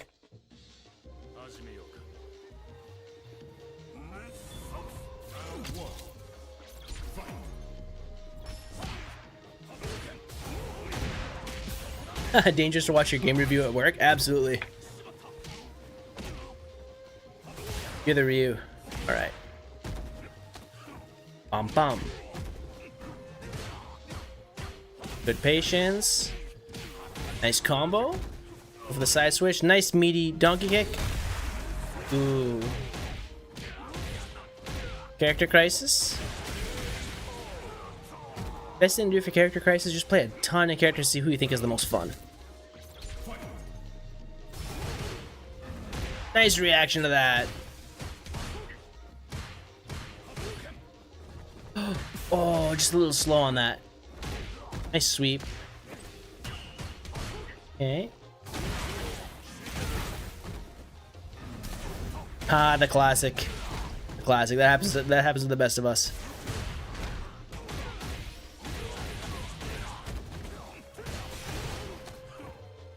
Okay, take the throw. That's not bad. Boom, boom. Now you gotta make a choice. Ah, no combo.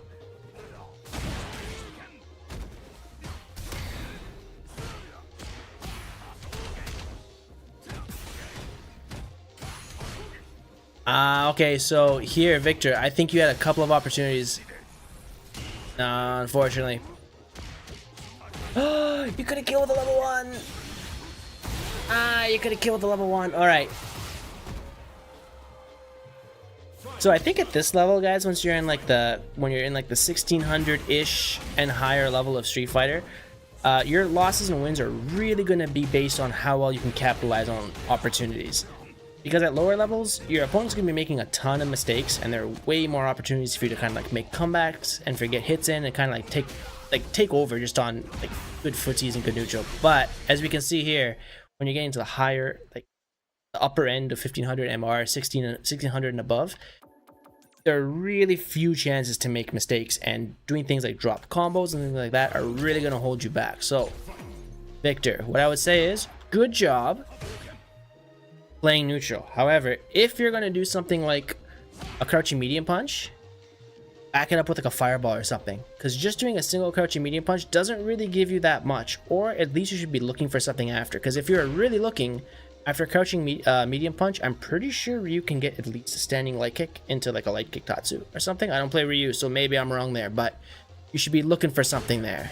Boom, boom, boom, boom, boom. Nice. Then here, same thing I was talking about before, said this with the other replay reviews. When you go for a throw, definitely look for the jump out and have your crosscut DP ready, because you could have light punch DP'd this pretty easily on reaction. Good job with the jab, but it doesn't really get you much. At least with the light punch DP, you can drive rush after and keep on doing pressure. Boom, nice fireball. Bad jump, but that's okay. What do you do here? Nice. Boom, boom, boom, boom, boom, boom. Good. You know what though, dude? You could have killed. Look how much health Akuma has. He has lower health than most, right? Boom, boom, boom. You could have done another drive rush here. Probably going for level 1. I think that would have killed. And here, against Akuma, you really got to watch out for fireballs at this range. Hold up. This range. Throwing fireballs here is tricky against Akuma because he has lots of things he can do. His OD fireball starts up faster than yours. He can jump over you and kind of hit you and do a ton of damage. This is a really scary range to hit Akuma with fireballs. And this guy, kind of crazy if you notice the way he plays. Really, really offensive. So yeah, that DI combo. Good job with the wake up DP. That was a great idea.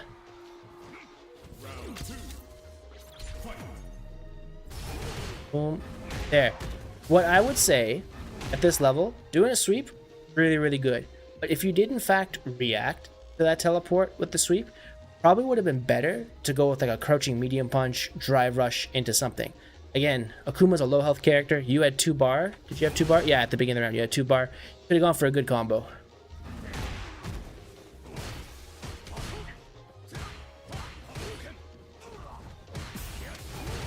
See, boom. Nice meaty setup. That was sick. Love it, love it. Should have punished that. Boom. Again. Alright. Boom. Boom.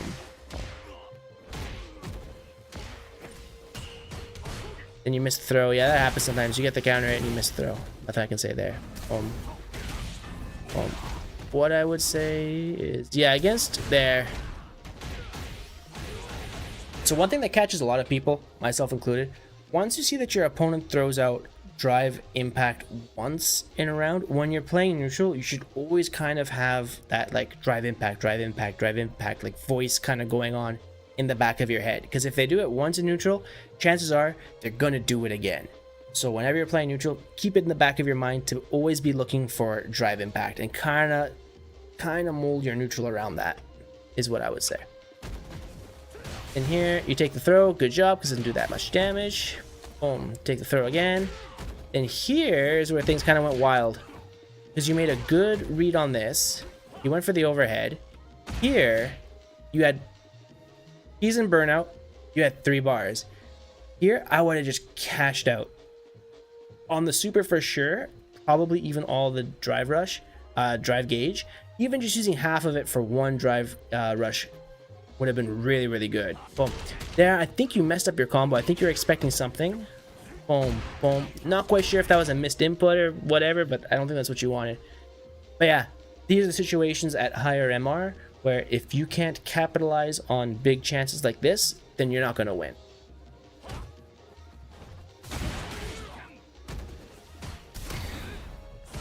So.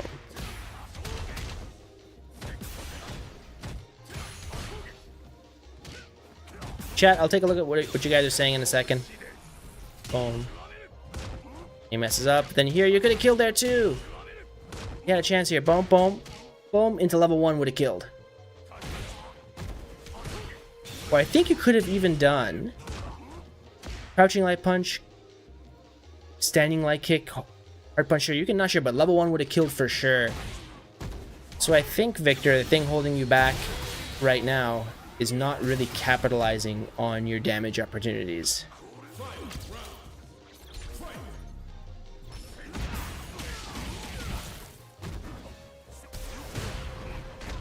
Oh, level 3 chip damage would have killed. Yeah, that too. Boom. So you got hit by that twice. So that happened in the second round. He did this to you. Back hard kick, OD fireball. In the second round, he hit you with a throw. This round, hit you with a throw again, but you got countered. He's +2 in that situation, so you can't jab him out of it. After the OD fireball, it's exactly the same as blocking Ken's hard kick dragon lash crouching. You can't mash a 4 frame. You'll lose to throw and you'll lose to buttons. So here you either have to block or you got to jump out of the corner or backdash if you think he's going to go for a throw. That's basically all you're doing in this situation, or doing an OD reversal. But mashing a 4 frame here is a really, really bad idea. Boom. Also, one little thing I'm gonna say, Victor, maybe you're more of an old school player, because old school players usually do this. I'd get rid of mashing the buttons on knockdown, because every now and then you'll get some ghost of Christmas past inputs on your wake up, and something that you don't want to come out will come out. Especially in this game, because the input system is really finicky. I would get rid of the mashing on knockdown if I were you. One day something wild's gonna come out on wake up, trust me. Was that right though? Have you been playing Street Fighter since like 4? Because usually people who've been playing for a while do that. The old mashing at the arcade thing. Alright, that's that replay review. Street Fighter 5 only. Okay, but this isn't your first one, so I was right about that. Emmy Wildgust, if you're still in the chat, your review's coming up next. No worries, bro. I hope it helps.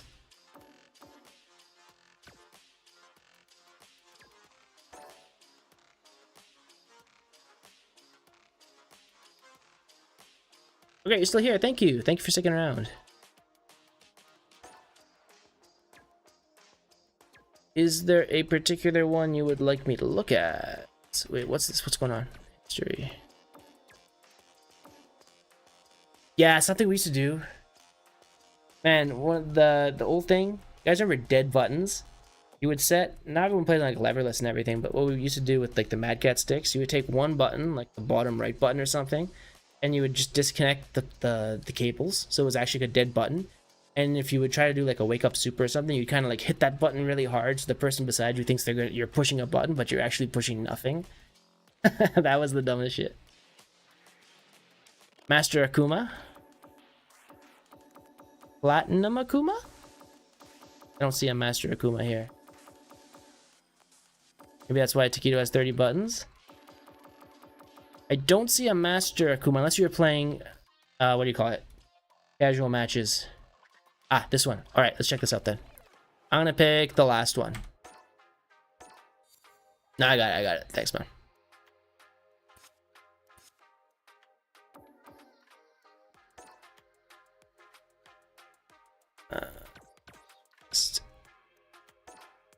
Actually, before I start this, I was sick earlier this week. Let me just go grab a quick glass of water and like a little throat lozenge. My throat is kind of going right now. I'll be back in like 20 seconds. Hold up.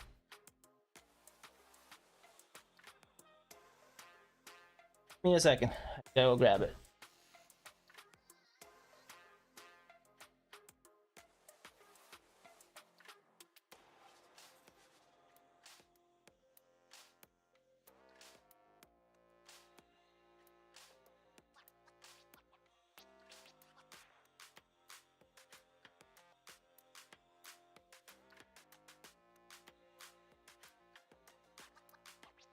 All right, I'm back. Let's do it. Watch this replay.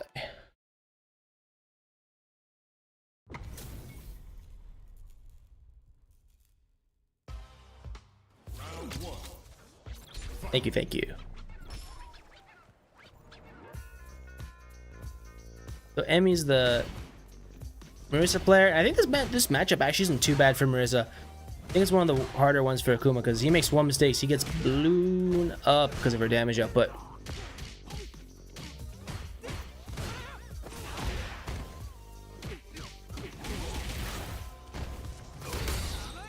Nice, nice.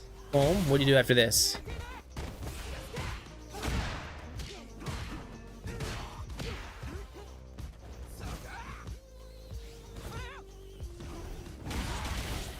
Okay.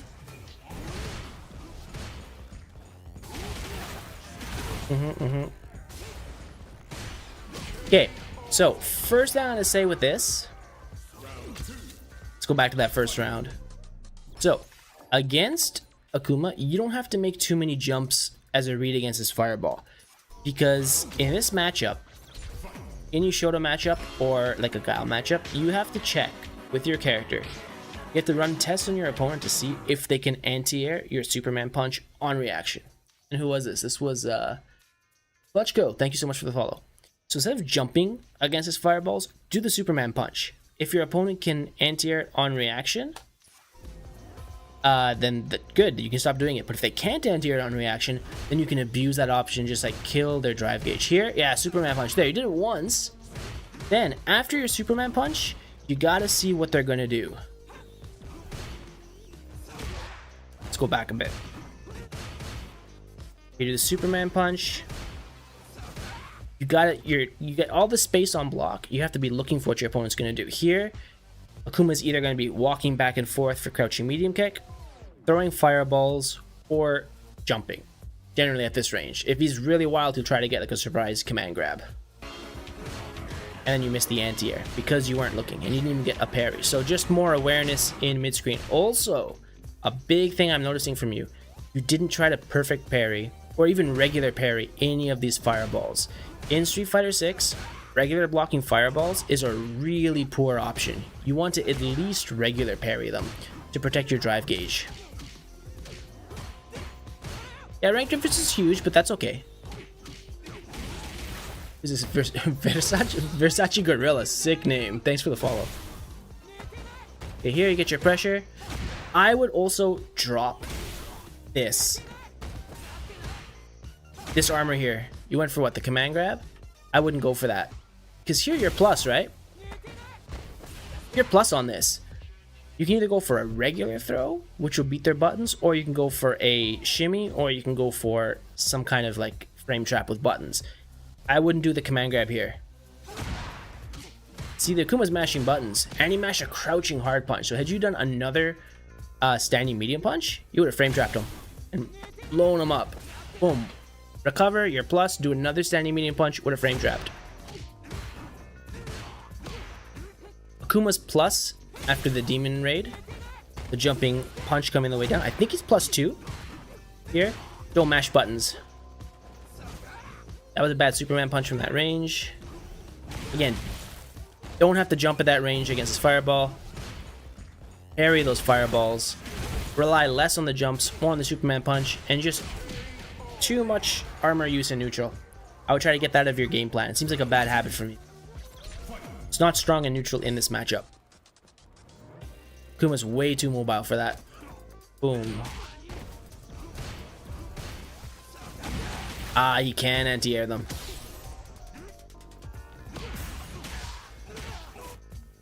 What'd you do here? Yeah, charge. So you don't want to be doing like really slow moves against a really fast mobile character like Akuma. Good throw. I'm not taking any more replay reviews right now because I have to get through my list and it's already been pretty long. So let me get through my list, then we'll see what time it is, and then if there's more time available, I'm gonna take some more. Yeah, so Emmy, a couple of things I would kind of comment about your gameplay there.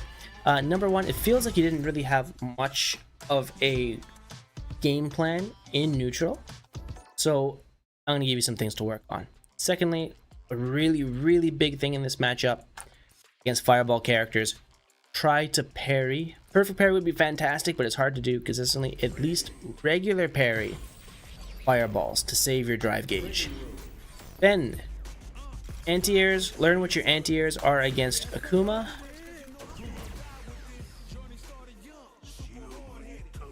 I'll ask you in general, just whenever I tweet it on whenever I put a post on YouTube or on Twitter that I'm doing replay reviews, you send me your name or your CFN or your replay ID, and I'll do it there, replay reviews.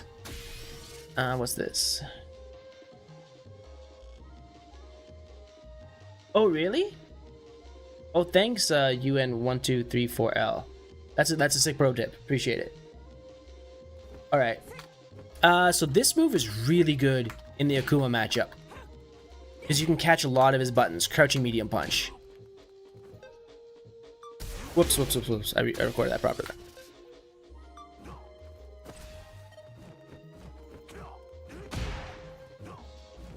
Because this, he's not going to be whiff punishing you with it, but you can always hit him. So this is way better than Akuma's. Look how far I can hit him. Look where it is. This move is ridiculous against Akuma. You can push it early, you can push it late.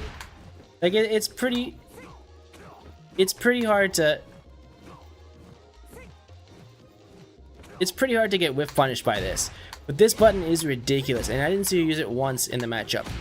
So definitely use this crouching medium punch against Akuma. It is crazy. This move is ridiculous. And it works against that.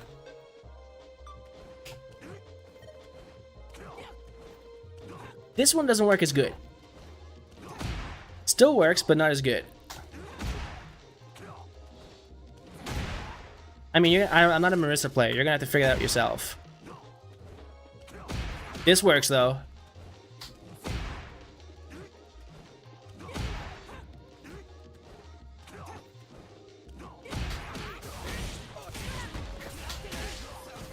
That works. Standing medium punch, and then if Akuma does like a jumping this. You can react with that. This works too. There, so crouching medium punch needs to be really, really good in this match. So I would definitely try to use this button more. It's also, if they start doing drive impact, you can react with your own drive impact because it's special cancelable. Really, really good move against this character. Another thing, this one. You block this, almost +4, so you definitely don't want to be pushing buttons. Here's an actual okay opportunity to go for this, because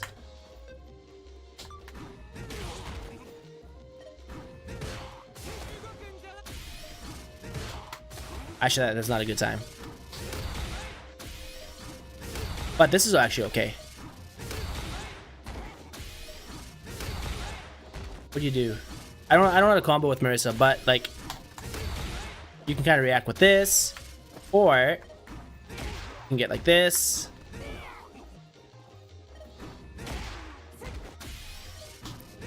This is actually okay.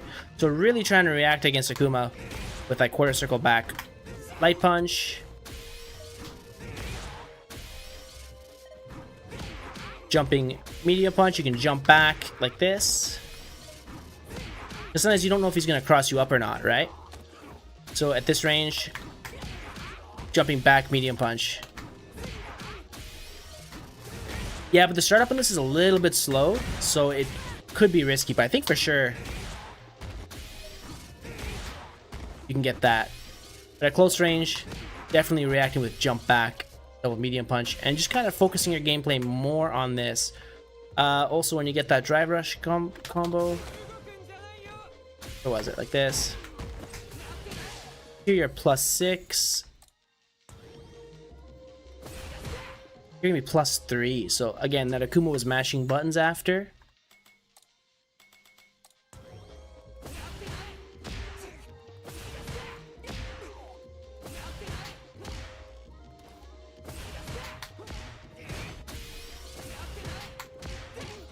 It's a good opportunity to use your light punch target combo.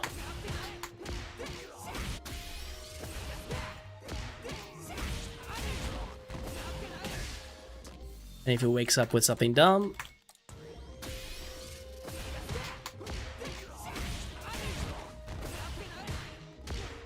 what's this? Is plus. Doesn't work. Like this.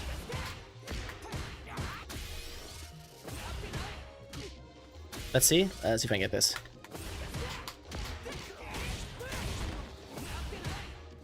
Doesn't work. No, it's the wrong ender. Hold up.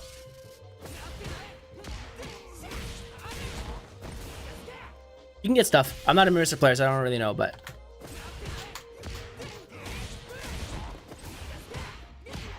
there, that works. So you can go like this, bump.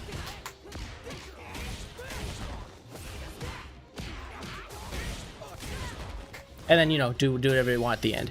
So you can go over that kind of stuff. Those are some things I would definitely recommend practicing against this character. And then also in the mid-range, Marissa's jump's a little bit floaty. Kind of a wild jump one, so you don't have to do that in this matchup. Definitely do something like Superman Punch, because Superman Punch goes across fireballs. Has armor. Get a nice punish combo off of it. So definitely see if your opponent can react to that kind of stuff. Adriani, thank you so much. Anthony Terrace Powell, I probably missed it. I'm sorry.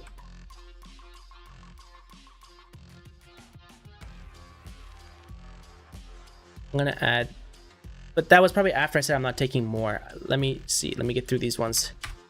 Gohan on my end. Doesn't have to be a perfect parry, just parry the fireball. Gohan on my.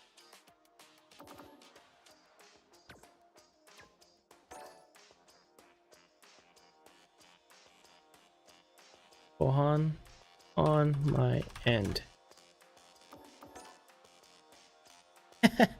I don't know who requested this though. There are 2 Gohans on my end. I'm gonna assume it's the master player.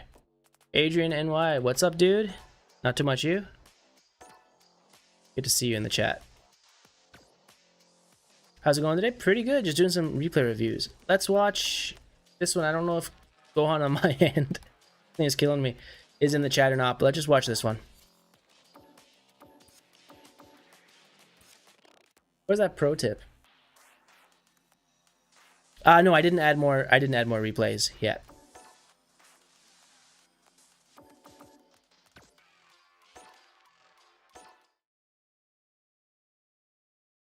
I didn't open up the review list yet. We're still getting through the previous backup. I'm gonna get through this, guys. I know lots of people want replay reviews. I'm gonna get through this and then we're gonna open it up. First, I'm gonna take a break though. So just hold on with me because I've been streaming almost straight for 2 hours.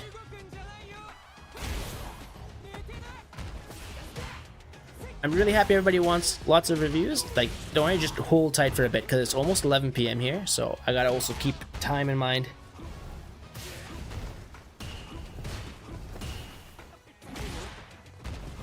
Good.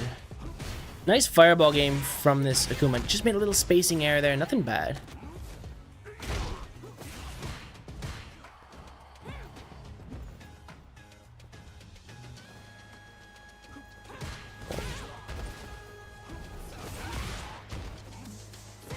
Boom. Alright. Rice on my end. Yeah, don't worry about it, bro. Street Fighter menus are weird. Yeah, rank really doesn't mean that much, especially if you're playing offline in tournaments, because you start to realize, Big Bird, no, who is it? Isn't Angry Birds and like platinum or something? Rank doesn't mean much. All right. So let's watch this again. So this is a tricky matchup for Akuma, I believe. A lot of Mercer's tools kind of counter his. Boom. This, boom. Nice walk back. Nice combo. Going for the frame traps. Love it. Alright. Something I would have loved to have seen here. More advanced stuff. Drive rush into a combo would have been sick. Drive rush into standing hard punch or standing hard kick. Would have juggled off of this. Would have been a great way to get some extra damage off of that instead of doing another fireball. Walk speed's broken. It's not broken, it's fun. Alright. What did this person play? What did this person push? Standing hard? Ah, I tried to sweep it. Just push the sweep too soon. A really good thing to do against this move, actually. I'm gonna show you guys in training mode in a second.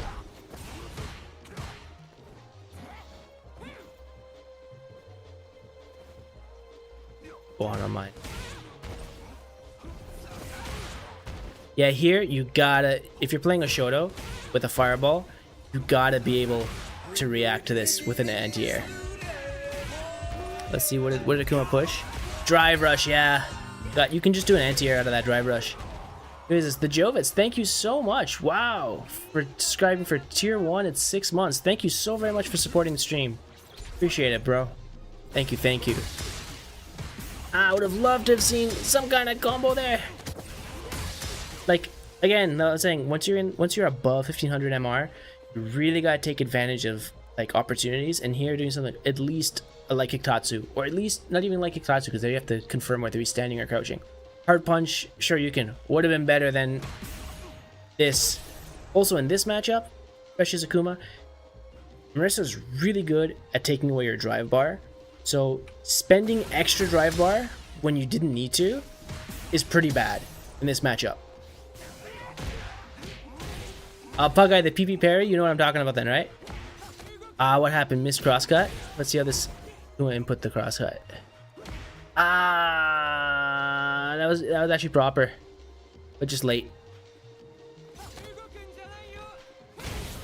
Good try though. So this is actually really scary. I would say if you're an Akuma player, doing a reversal DP in the corner against this is really scary, because Marissa, I think she can do either crouching light kick or throw to bait your reversal, and she won't even get touched by it.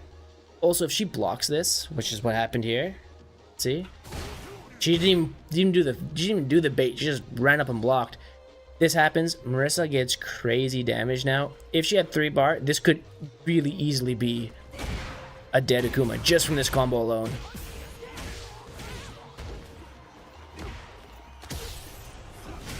And then there, throws a bad fireball and dies. So yeah, just risk reward stuff in that matchup too. So I think that's a really good example of risk reward and making risk reward miscalculations and having it kind of kill you. So definitely think about that. All right, J-Prez with the last one on the list for now. Let's go CFN. Replays. Oh, you know what? Actually, sorry. Before we get into that, before I forget, I have to show you something. Something really good against Marissa. Something really good. And it works for Zangief too.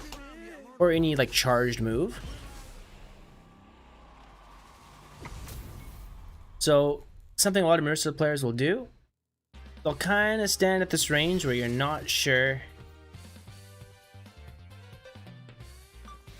if this will hit or not. I think this is just outside of that range. Nope. This is probably it. Yeah.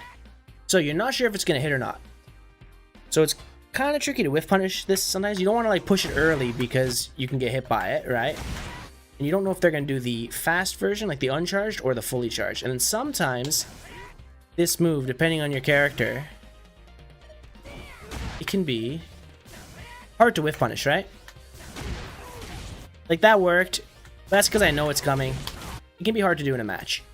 What you can do is, if you block this, it takes away almost one whole drive, right? That's like 80%. So ideally, you want to at least parry it. If you're real nice, which I'm not,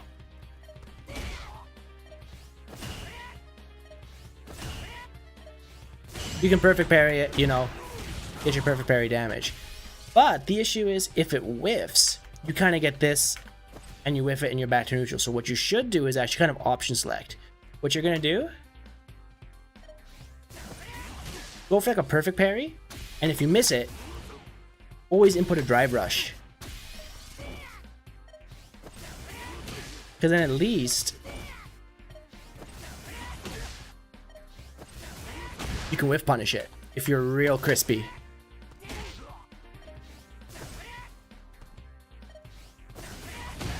So you input the perfect parry timing, and then you, after you do it, double tap forward.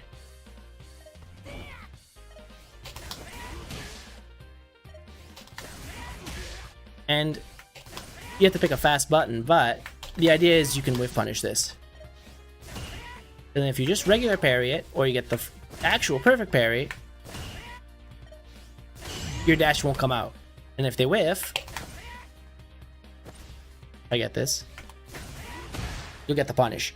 Hard to do. I haven't practiced that, but it's possible, and you should definitely do it.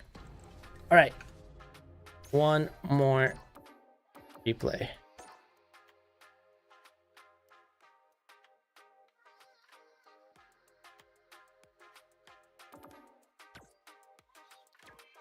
Not player name, no. Replay ID.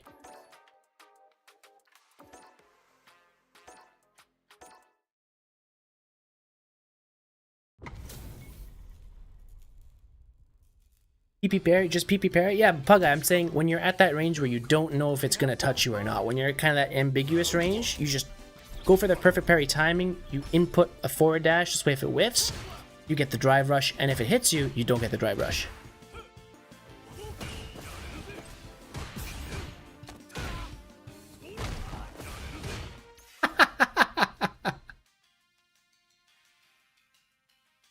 This person's player name is really funny. Always wearing cool biz, man.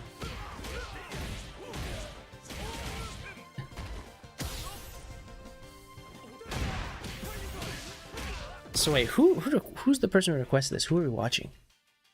Jay Perez. Jay Perez, if you're here, are you the... I'm gonna assume you're not the Japanese Ken. Alright? Am I right? Am I right with that assumption?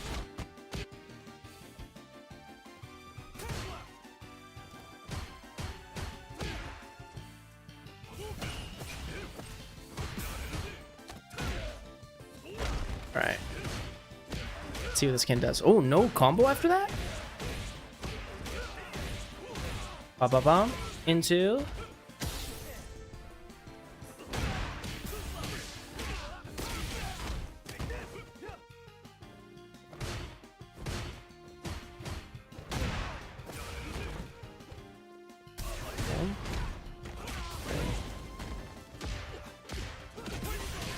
Okay, so here, what I'm gonna say is, instead of mashing stuff here, crouching light punch for counter hit. If you're doing a wake up crouching light punch, most likely it's going to be a counter hit. I would say do a crouching light punch, then do a crouching medium punch into drive rush, because that'll combo. Not dropping the combo. You're the French Luke living in Japan. Oh, sweet. I live in Japan too. What area are you in? If you don't want to dox yourself, you don't have to say it in chat. But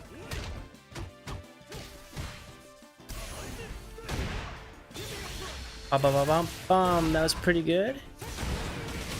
You could have killed if you did the level 2, I think.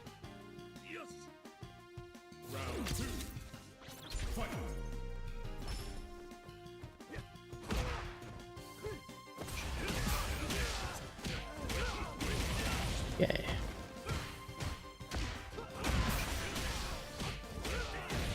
Let's see. Yeah, so I think it's also like a familiar... Oh, Tokyo? You live in the bad part of Japan. I'm in Osaka. So I think one thing you really got to work on is your counter hit string. So like here, right? For example, you did a crouching medium kick, but you didn't follow it up with a drive rush. There's no reason not to. Then this worked. You got kind of lucky that it worked. Boom, into. Here, what I would have done if I were you, instead of going into this, you should have gone for the Oki option, the one where you do the shoulder. Taking any more reviews? Not sure yet. I'm going to finish this one and take a break and kind of make up my mind. I'm going to ask how many people want to review, and then I'll kind of make up my mind from there. But yeah, you should have gone for Oki there, especially because he's in burnout.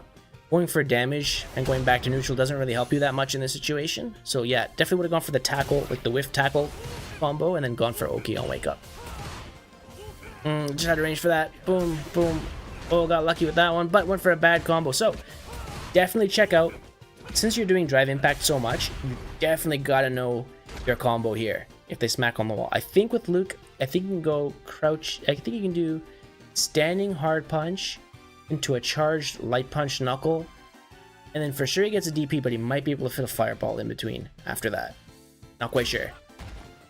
But you had 2 bar, and had you done the right combo, probably would have gone enough to get to level 3. You could have killed here.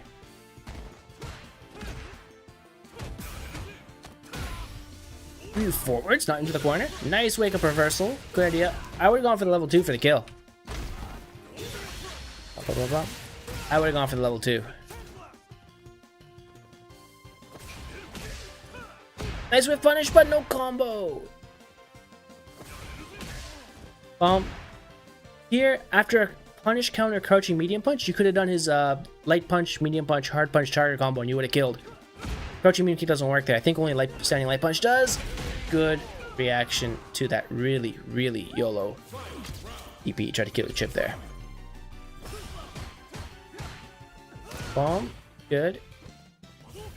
Perfect parry. Good. Alright. Here's something not so great. Something you should be more aware of. So here, good. You do drive rush. You apply pressure.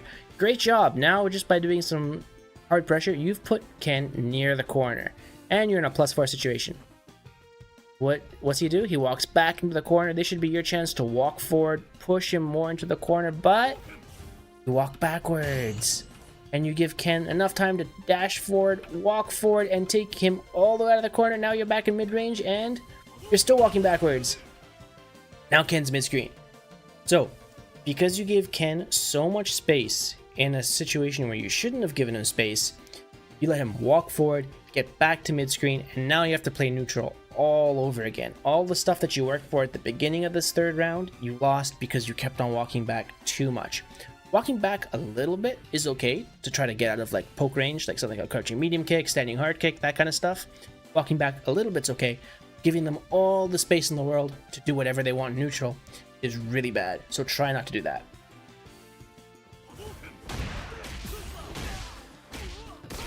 XX Robux, don't worry. And bro, I know you're gonna hear this a lot, but 20 hours in a fighting game is like newborn baby. So don't worry if this is like giving you a hard time. It'll take much more than 20 hours. But I'm happy that my videos are able to help you. So just don't give up.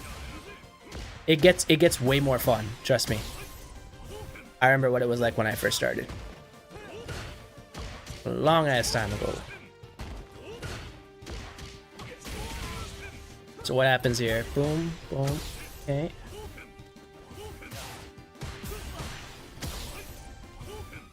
Alright, so here, against this, Ken has almost no health. He's got, like, very little things he can do here. He throws a fireball, you jump. Instead of doing another jump to try to get rid of this fireball, buffer level 3. Your super would have blown him up.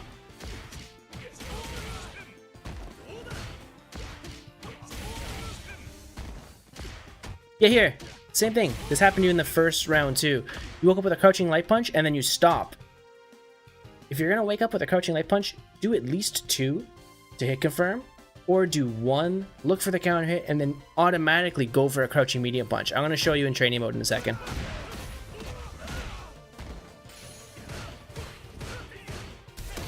Okay, this version do you do? You did the medium kick version? You can DP in between this. He's -5. After the first hit, he's -5. You could have done OD DP and you would have killed him. Because you could have done the 3-hit version. Boom, boom. There, he lost. You already won. Here you input a OD DP, you do the first hit, and in the air you do the follow-up, and you kill him. That doesn't work though. Alright, so let's check out the one thing I really think you gotta learn.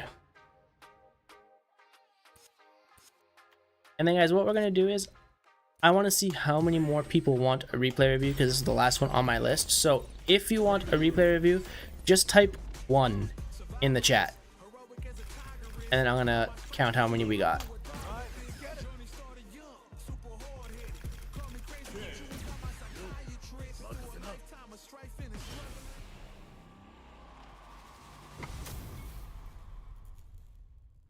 Five so far. Damn, that's a lot.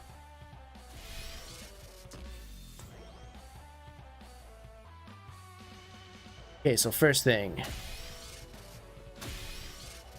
I'm gonna give you all like 20 more seconds to type in that 1 if you want to replay review. Alright. So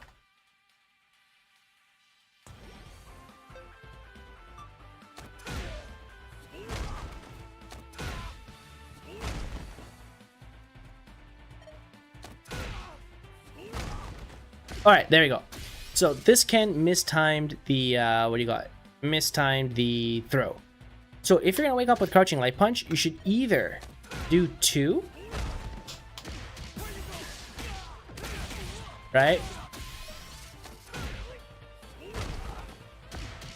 And go like that, so you can hit confirm. Or do 1 into a crouching medium punch. And then, you know, get your combo. I don't play Luke, so I'm not going to get these combos right. But that's the idea.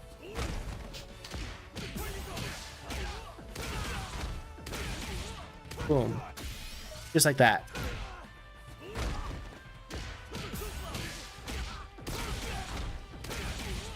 I dropped it, but whatever. You guys get the idea. Alright, let's check. I'm going to end the replay requests now. Let's see. I got 1, 2, 3, 4, 5, 6 on Twitch, and then 1, 2,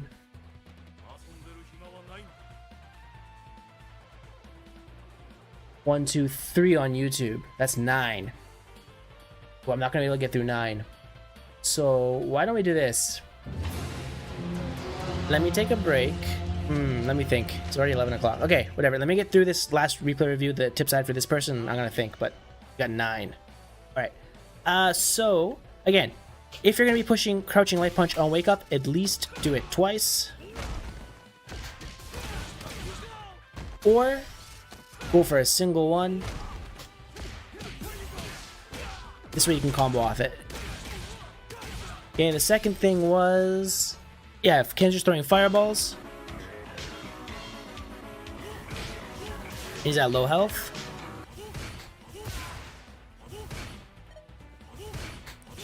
You can react if you buffer it. Right, with your level 3. Even from pretty far away. I think it works from around here. It works from there, it's a punish counter. Yeah, so you can react with your level 3. Again, then also with Ken, with his minion kick Dragon Lash, he went for this against you at the end of the round.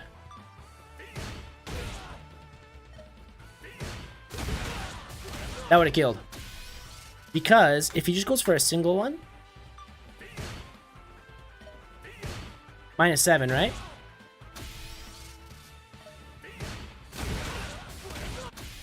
This is 6 frames, so it punishes that. Then if he goes for any follow-up afterwards, that's his fastest follow-up. Well, there's a gap, so you would have won there. So as soon as a Ken does that one, it's over. The only thing he can do is hard kick Jinrai is only -2. And then medium kick is -11. So only the hard kick one is safe. And there, the only thing you're gonna have to be able to do against that is you have to listen, because he says Jinrai when he does the hard kick version. But the medium kick, he goes, yeah. And then light kick, he goes like, ugh. I have a video on this. I have a how to fight Ken guide. The numbers are a little bit different because they changed his frame disadvantage after this in Season 2. They're all -5 now. Before they had variable frames after you block the light, medium, or hard kick Jinrai version of it. But now it's -5 across the board. But my anti-Ken guide on YouTube is still up. Most of it is exactly the same in Season 2. So if you're struggling against Ken, definitely check that out. You're listening to music while playing, I'm not hearing that audio cue. That's going to hold you back, bro. If you want to listen to music, which I do too, at least put the music a little bit softer. Audio settings, at least put the hit sound volume and the attack sound volume really high. This way you'll be able to hear what they're doing, right? And you can put like footsteps or like regular action. You can put this higher too, right? That's really going to hold you back. Because some characters, the only way to beat their options is if you hear what they say when they do their attack. Really, really important. Okay, guys, I'm going to take a quick break. I'm going to close how many replay reviews I'm accepting now, and then I'm going to think about how many more I'm going to do. Let me see how I'm feeling after my break. Of course, if you're enjoying the stream, please give me a follow. I forgot to say thank you to a bunch of people. I think I missed Plain Cocaine and Why So Stupid. Thank you so much for the follow. And if you're really enjoying it, please consider giving me a sub because it helps support me as a content creator. Thank you so much, everybody. Let me take this quick break. I'm not quite sure if the music is working or not. I hope it is.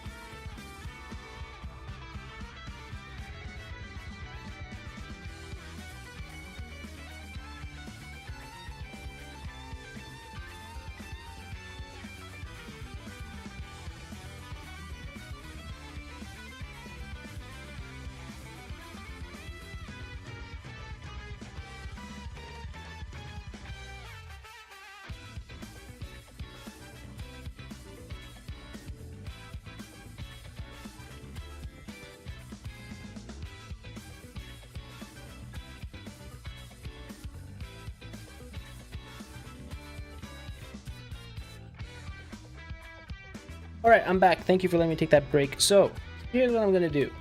I was sick all weekend last weekend and most of this week with a really sore throat. And my voice is, my throat's really feeling dry right now. So I'm gonna do 2 more replay reviews. And then I'll do the rest later on this weekend. If you're not able to capture it, if you're not able to watch it live, I'll leave the VOD up so you guys can check it later.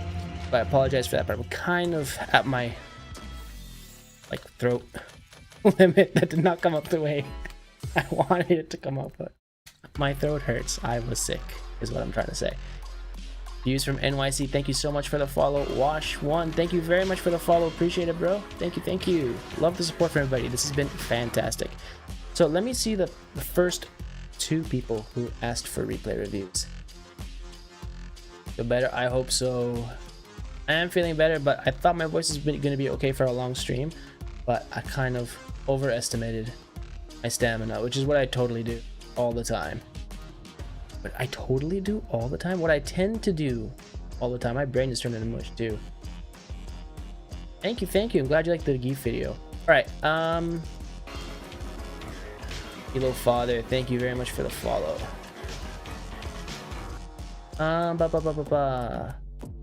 Look at this. Who are the first people to ask for a review? I know the first 2 in line. It's Gravnos and Moo Kitty Clam. So Gravnos and Moo Kitty Clam, can you guys send me your CFN? Guile is a bit tough for Akuma. What I would say with Akuma and Guile is really try to stay at a, what do you call it? Like a closer range and not really try to get too much into the fireball game. Gravnos. Alright, let's check this out.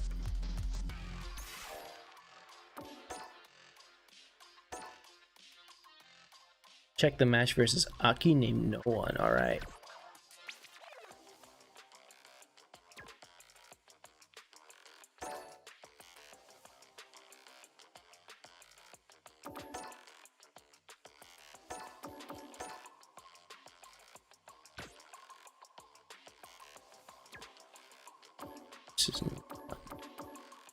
Alright, let's check this one. Let's check the last. Do you win this or do you lose this? You lose this. Let's check this out. There are a ton of Japanese Street Fighter streamers. That's because, unlike Street Fighter, Tekken hasn't really popped off here in Japan. Street Fighter has popped off to the extreme. I never thought I'd see the day when a fighting game is actually popular here in Japan, but it is crazy, crazy popular. Tips from DP from down back. Using joystick on a controller, it's awkward. Oh, dude, joystick on a controller. I don't know, but I will give you some tips after I'm done these 2 replay reviews. Just hang tight for a bit. So Gravnos is the Manon player. Off to a good start. Man, Aki players who start the round with the OD flip thingy kind of trigger me a bit.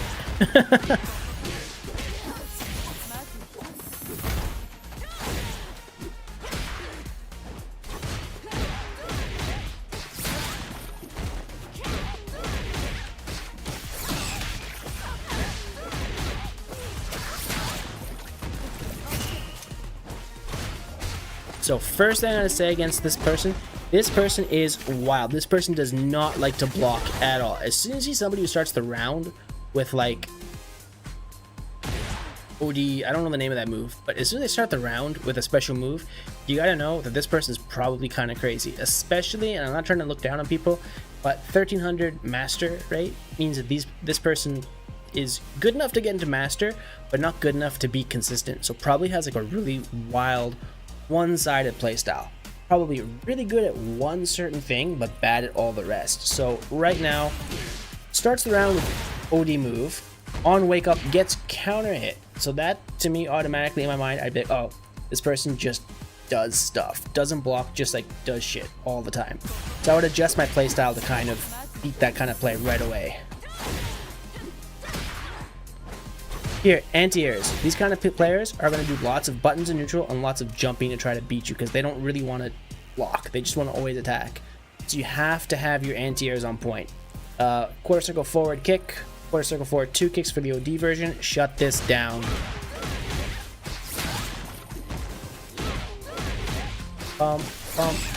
Goes for the combo. Then here, what do you do on wake up? Block this. Again, anti-air. Gotta shut that down.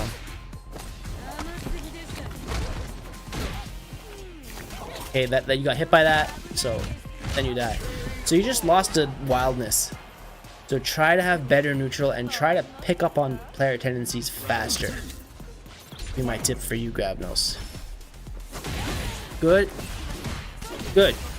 Rush him down. Just rush. There. Here, what I would have done if I were you, because this person, again, push light punch on wake up here. Drive rush. Neutral drive rush. Pop him with a standing medium punch. It's gonna counter hit. See? Woke up a standing medium punch. That's a slow. That's like 6 frames, 7 frames. Shut that down. Boom. And against a person like this, what'd you do? You went for a walk forward? No point, because this person is not going to be blocking. So you can set up tick throws. Do like light. Just try to catch the mashing. Yeah, no, ignore metals for Oki. Forget about Oki. Forget about metals. Just stop them from pushing buttons. These are like the easiest people to beat, because they're either going to push buttons on wake up or do a super. And then if you get hit by the super, like whatever, because you've already done so much damage. Doesn't matter. There, boom, push a button. I would just done a reversal. Yeah, don't drive rush, because you're going to be pushing buttons. Nice. From here, you just chill a little bit. Don't go for that. Nope. Because here, you're going to be pushing buttons. Don't put yourself into burnout. Not against Aki. That's a bad idea. Boom. That was smart. Here, just chill. Or go for that. That works too. Yeah, just hit them. To give them no respect. They're not giving you no respect either. So just go in. Nice. Boom. There. Frame trap. Don't give them a chance to push buttons. Boom. See there, that's risky too. You have to limit the amount of crazy your opponent can do. Then you're burnout, unfortunately. Again, anti-air.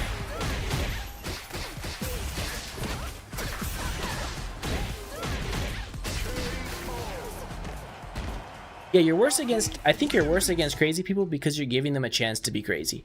Now, Aki, before she has level 1, she has like no wake up reversal. So against a player like this, man, just go ham.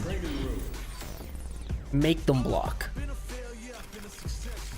So real quickly, I'll pick Manon.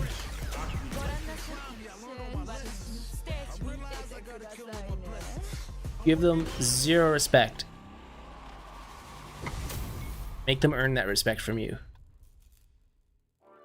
So, touching light punch on wake up. Yeah, I don't play Manon, so I don't know what her best option is here, but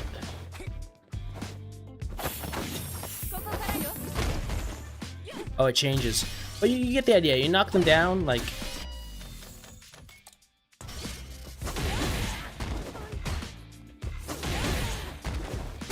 Doesn't work. Doesn't work either. I have to figure out what works. That, right? You hit him with this. That's 6 frames. You can go for something like this.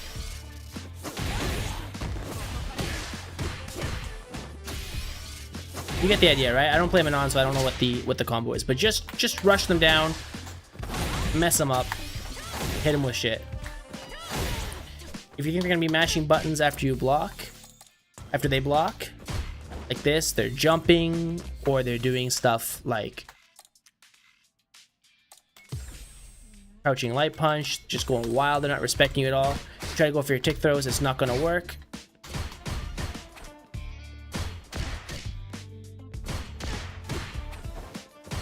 So this +6, 7.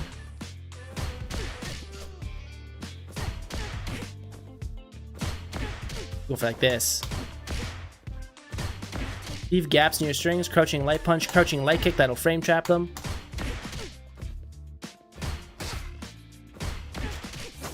Combo them like that.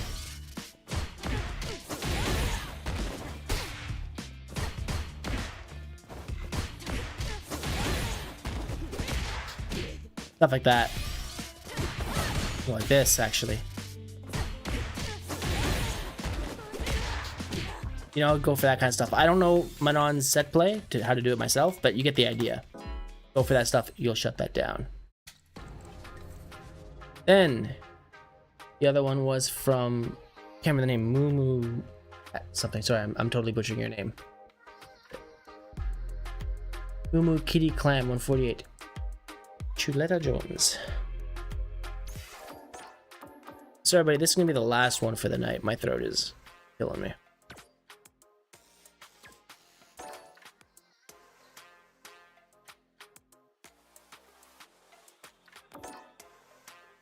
Yeah, Grandpa, for sure. I totally agree with that. All right, history. Let's check a rank match. Let's check out this Jamie.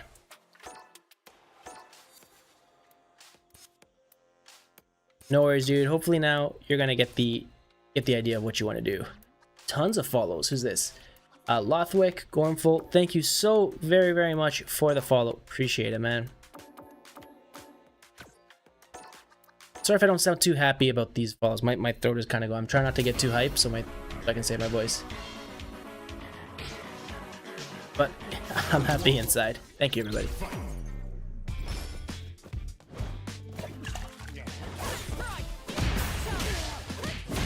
Okay, cool. Nice. Love the pressure. Boom. Good. Beautiful.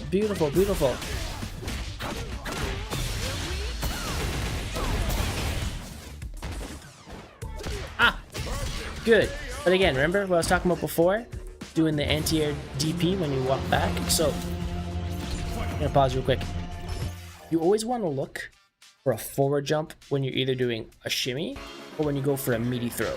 Those are two really good chances for you to anti-air an opponent who's jumping forward. Because when you go for a back walk for a shimmy, when you go for a meaty throw, forward jump will dodge both those options. So if you have an anti-air DP like Cammy does, that is a perfect chance to look for that kind of opportunity. Mumu, Kitty Clam, Young Gambino, and Marygate, thank you so very much for the follows. Appreciate it, guys. Okay, that's the second time. He did in the first round too. Dude's just jumping back. As soon as you see a Jamie dashing back and jumping back, there's only two things they're gonna do: drink or go for a really YOLO OD palm. Cammy can just hard kick spiral arrow to beat Jamie drinking on reaction, so don't let him get away with this shit. See, the YOLO palm. He not only did he do the drink, he also did the YOLO palm.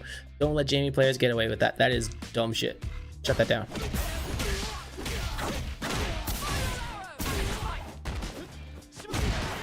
Perfect shimmy, love it.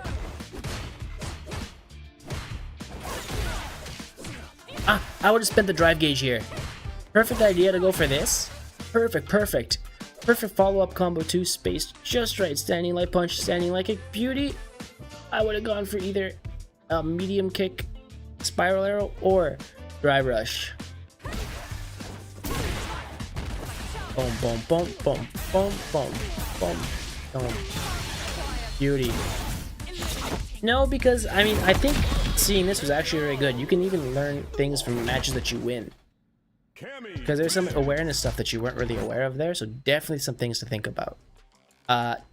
When you go for options like a dive kick, or when you go for an option where the result can either be block or counter hit, you really have to be on point with your counter hit conversion. So don't just autopilot into a light string. When you're going to go for an option like a dive kick, think to yourself, what's my bar? What's my drive gauge? What's my super? What's my opponent's health? What's my screen positioning? If this hits, what combo am I going to go for? Don't just autopilot into like your general combo.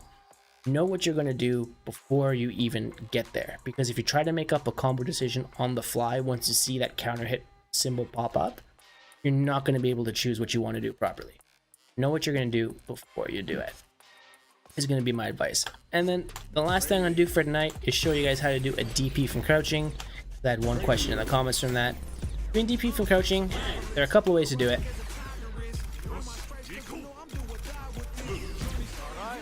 Doesn't matter what controller you're on.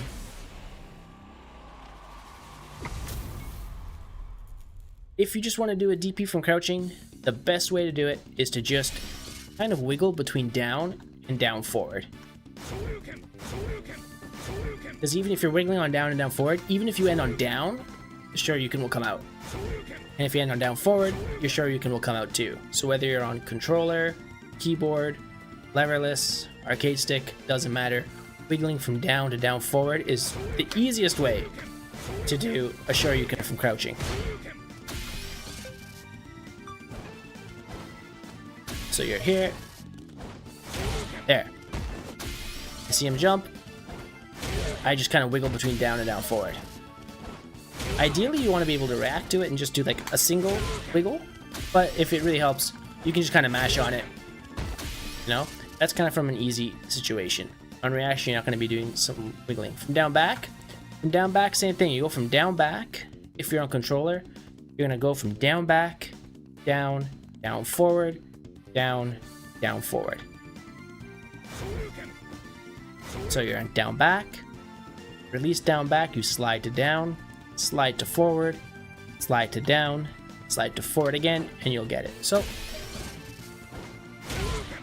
or you can just stand up and go for a regular DP input.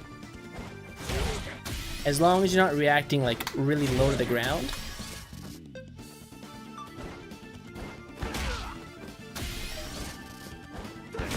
You'll be able to beat it, even if you do a standing one. There are going to be some situations where you might get clipped by it, especially if it does it really early.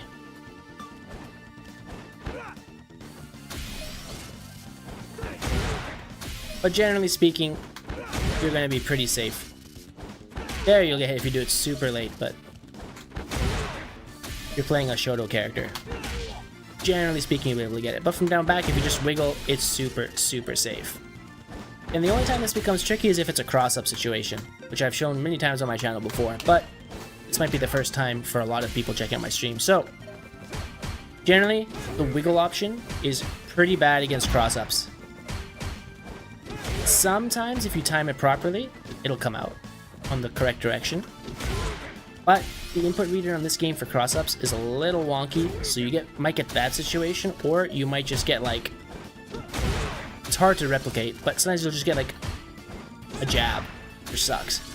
So the best thing to do against this is do a cross-cut DP, where you walk forward for a little bit, you hit forward, down, down, back, plus your punch button. And what it looks like is this. Sorry, I messed it up. That's what it looks like. And that's the best way to auto-correct against DPs. If your reactions are really good against the jump, you can just like walk forward and input a standard DP motion. But I like the cross-cut method where you basically input a half circle back and end on down back. That's going to be the best way to, you know, blow the shit up.